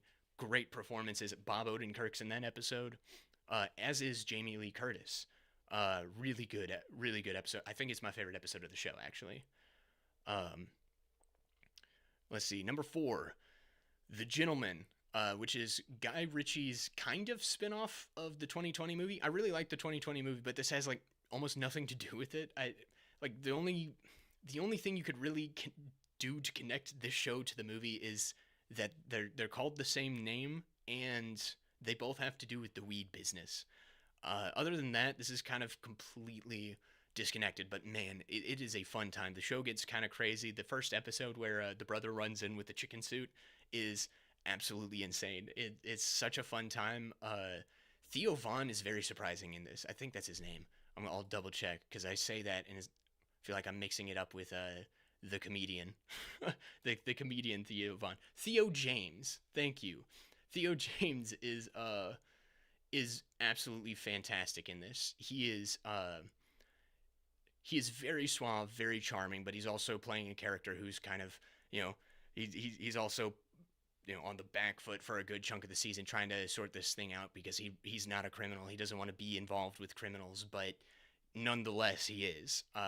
Susie Glass, I think, is a really well done character. The actress who plays her is phenomenal, very very charming. It's just a very charming, suave show that feels like a throwback to Guy Ritchie's older stuff, like Lock, Stock, Two Smoking Barrels or Snatch, which are like my two favorite Guy Ritchie movies. This kind of feels like a throwback to that in the best of ways. Um, let's see. I missed some chats. I'm gonna read these real quick. I'll try to talk as I as I read them. Yes, I agree, Zenyatta. Kristen Milioti is fantastic in episode 4. I think that episode is. I'm tempted to say it's the standout because it does such a good job at really putting you in Sophia's shoes. Because it like just showing her relationship with her family, with her father, and then building up the dread of that reveal, and then everything that Salvatore does to her, uh, makes him just a much more uh, cruel person and makes him so much more detestable. And seeing her experience there in Arkham, I'm stealing this quote from someone, I forget who, but basically it's Arkham makes the insane sane and the sane insane. I forget who said that. I'm pretty sure I'm stealing that from somebody, but it's basically how Arkham took a fairly normal girl and basically transformed her into the Hangman. I think that's so well done. Um, yeah, Matthew, I would recommend The Bear. I think it's one of my favorite recent shows. And I need to see more of John Bernthal. I really like his screen presence. I'm working on the Daredevil season 2 video right now. He's easily the standout of that season. Holy crap! Like I rewatch almost every scene he's in. I'll just sit back as I'm editing and I'll just kind of replay the scene. I'm like, man, he's so good. I just love the way he carries himself in that role. And he was good in Wind River. I've seen him in that. And then he's good in The Bear. But past that, I don't know if I've seen him in much else. He's going to be in a movie that comes out next year, I believe in February, called The Amateur. He's co-starring alongside Rami Malek, and the lady who got cast as Lois Lane in James Gunn's Superman movie. So it looks like a solid cast, and yeah, I'm always down for more John Bernthal. I need to see more from him. Number 3, we got Smiling Friends season 2. It's such a funny show. It's really carried by just how funny and out of pocket it is. I love the sense of humor. I love just the offbeat characters they introduce. I think one of my favorite episodes is the one where Alan, the red guy, just goes on this massive adventure only to find out that it was all orchestrated by his landlord because he wanted to play the PlayStation with him. It's just such an absurd story. It's filled with a bunch of gaffes and goofs, and the final reveal of the landlord and him just holding up the like, oh, I wondered if you could hang out and play Burnout on PS2. Like it's such a funny reveal. And the way that plays out after he gets beat in a game of Burnout, I think it's like that alone just perfectly encapsulates the insanity of Smiling Friends. It's off the ball, it's off the wall, goofy, hilarious. The way the characters bounce off of each other, I think, is so well done. And I think this season in particular did a great job of using some of the side characters and introducing new characters that just feel fresh and iconic. Like they have an entire adventure where they get this guy named Gwimbly, who's like a 3D platforming mascot, and trying to get him back into his game. It's such a weird idea for a story, but it works so well, and they really push things to their comedic potential. Um, let's see. Watch the Punisher show when you can. The Punisher.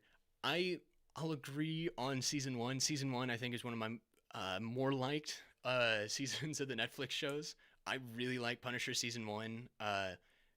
Billy Russo is really good in that season. I really liked Micro. What's his name? Ebon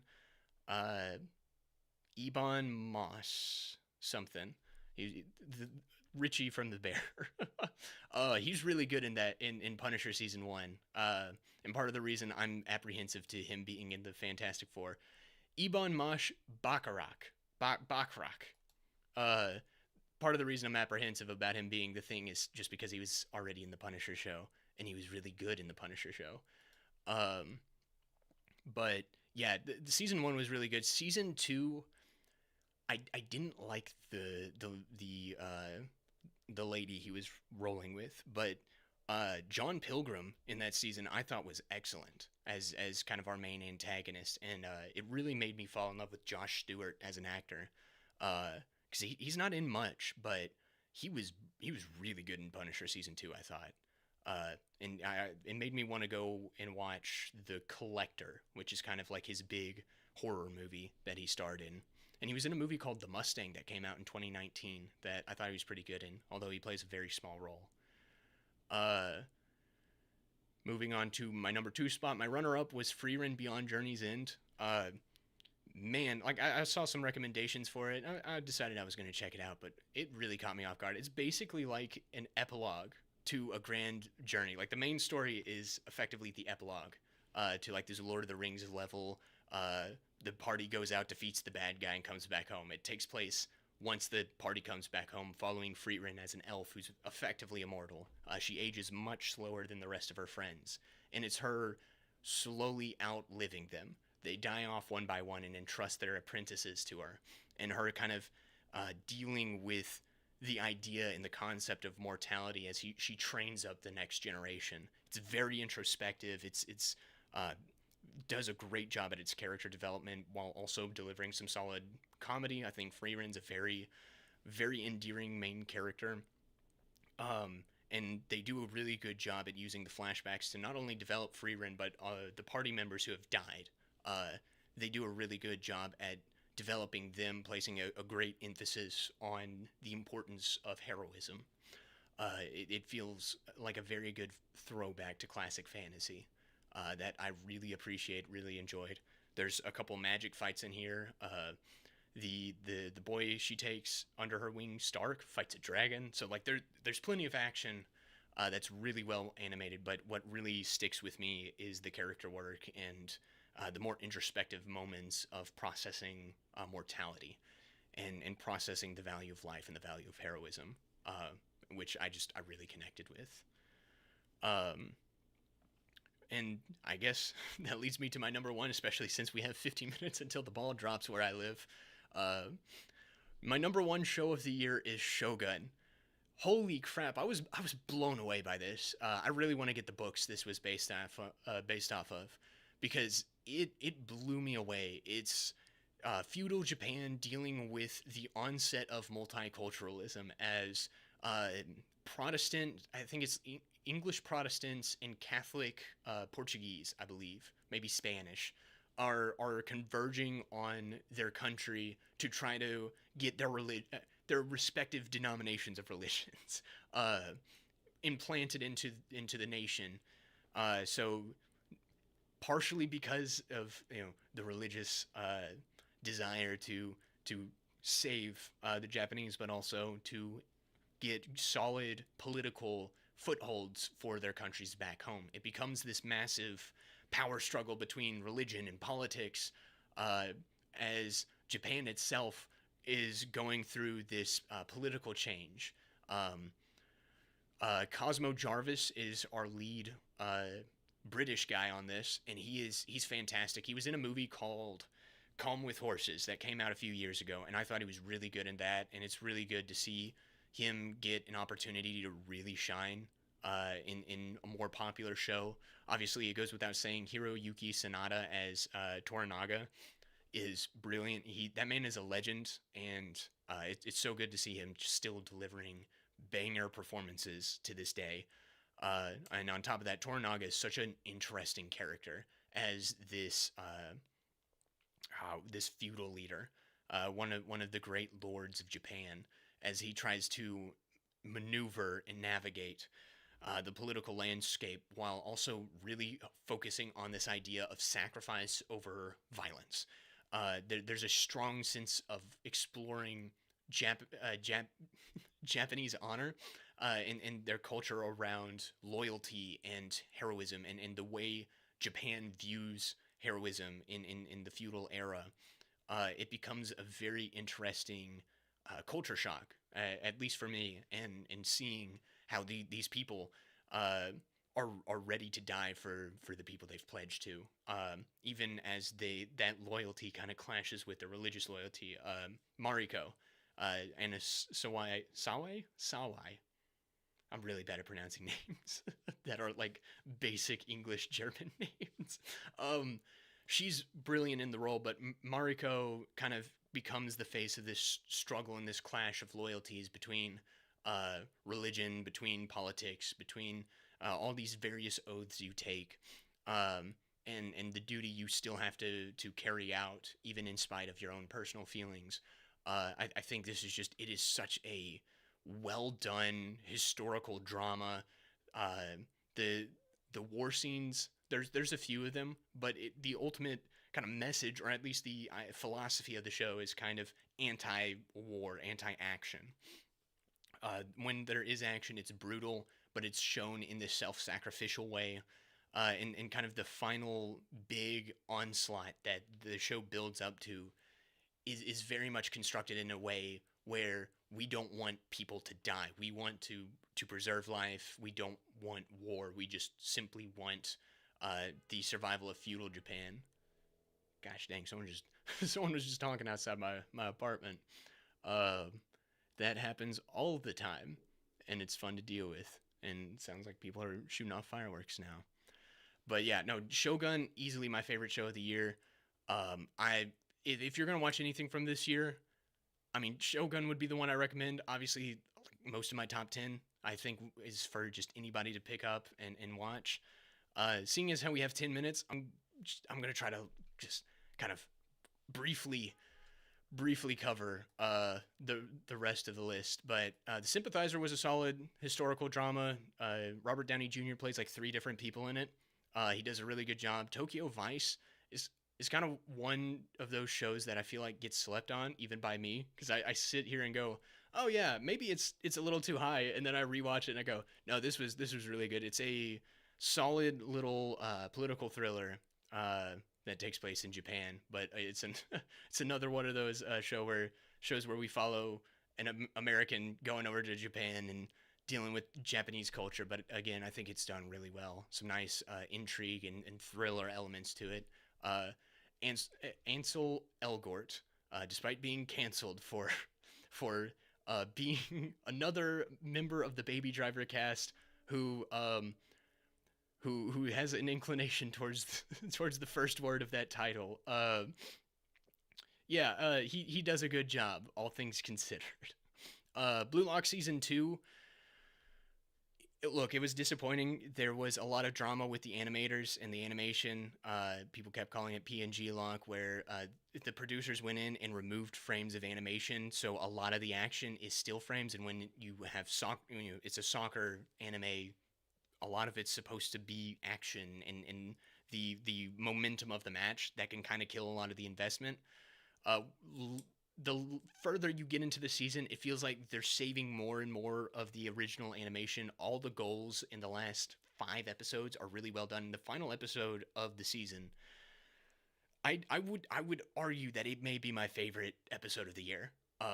It gets very cinematic. It is some of the most beautiful, gorgeous animation I've ever seen. And if the entire season was animated like the final episode, it would be my number one spot.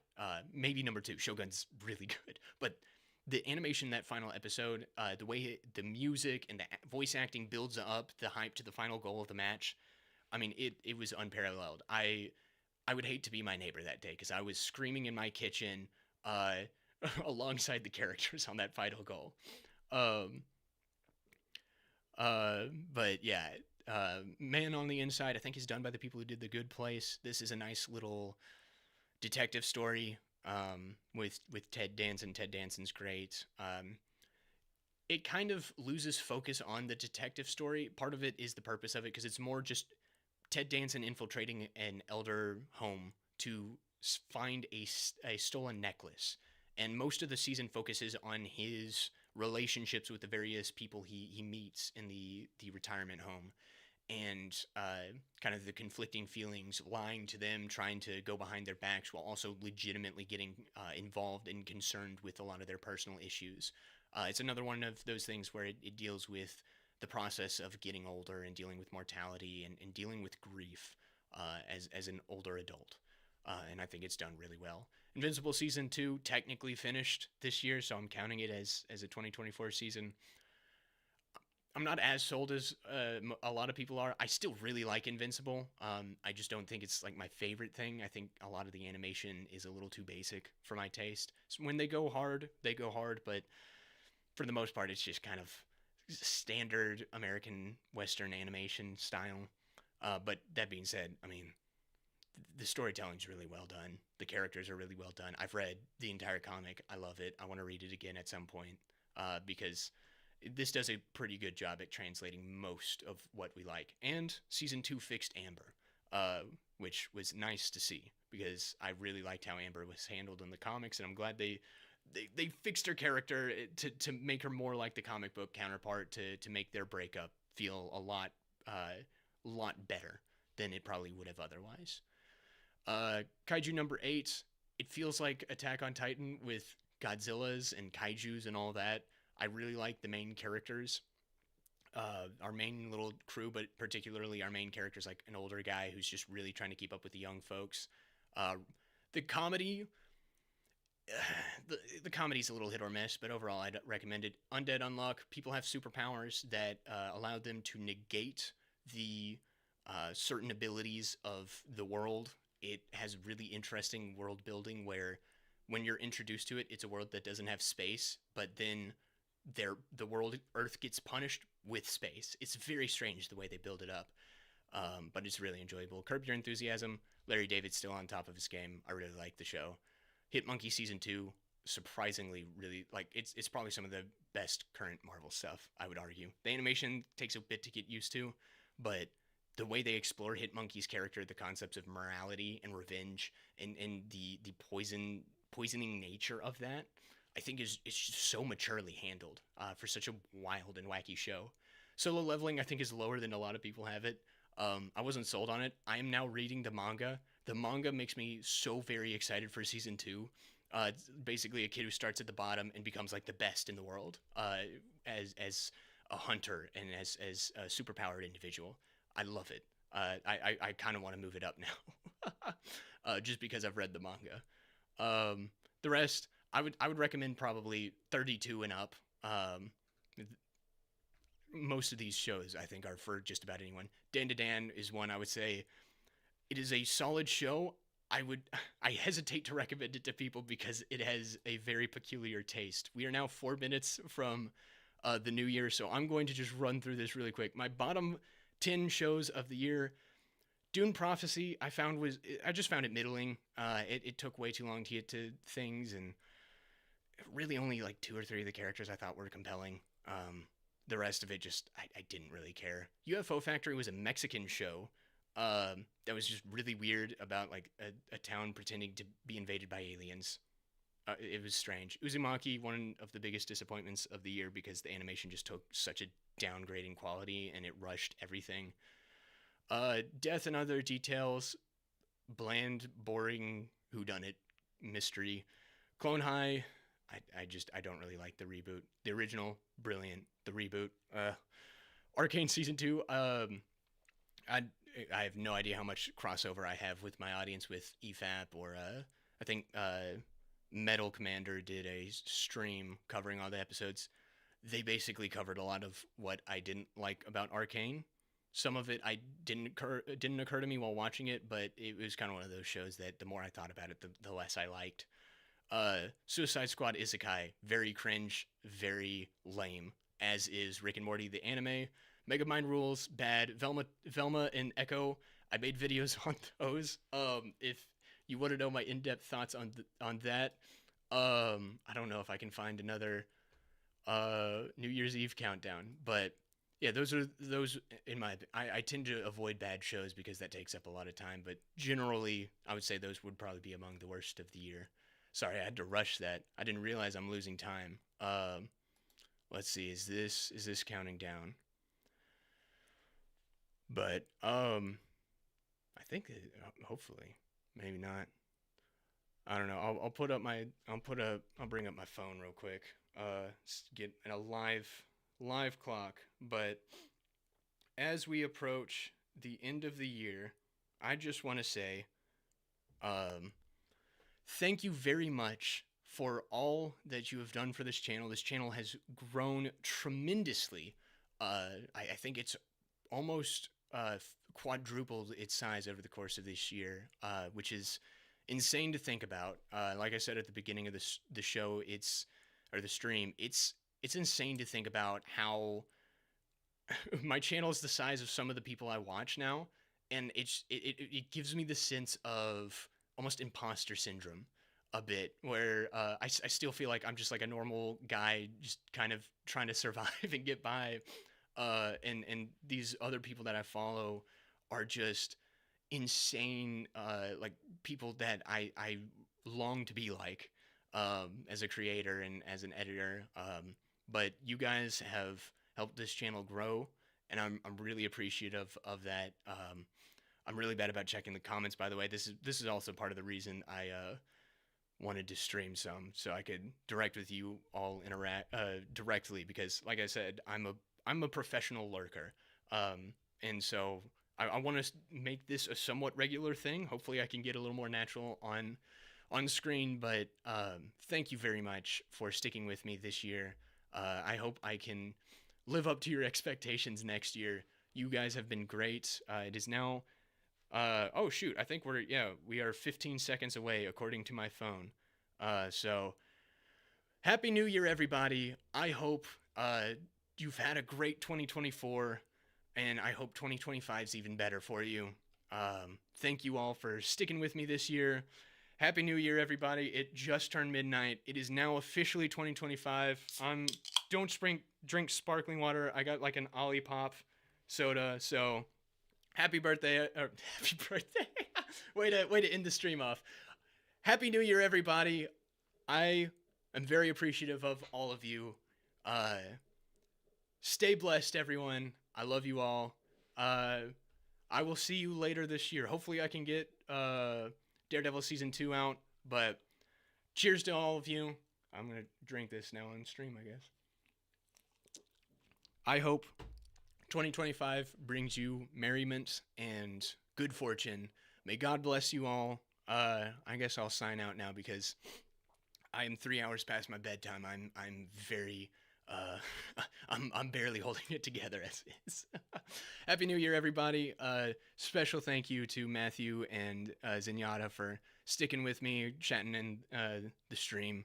You two particularly have been great, but all the rest of you lurkers and anybody who decides to watch this on the replay, I'm very appreciative of all of you. God bless and Happy New Year. And did I end the stream? There we go.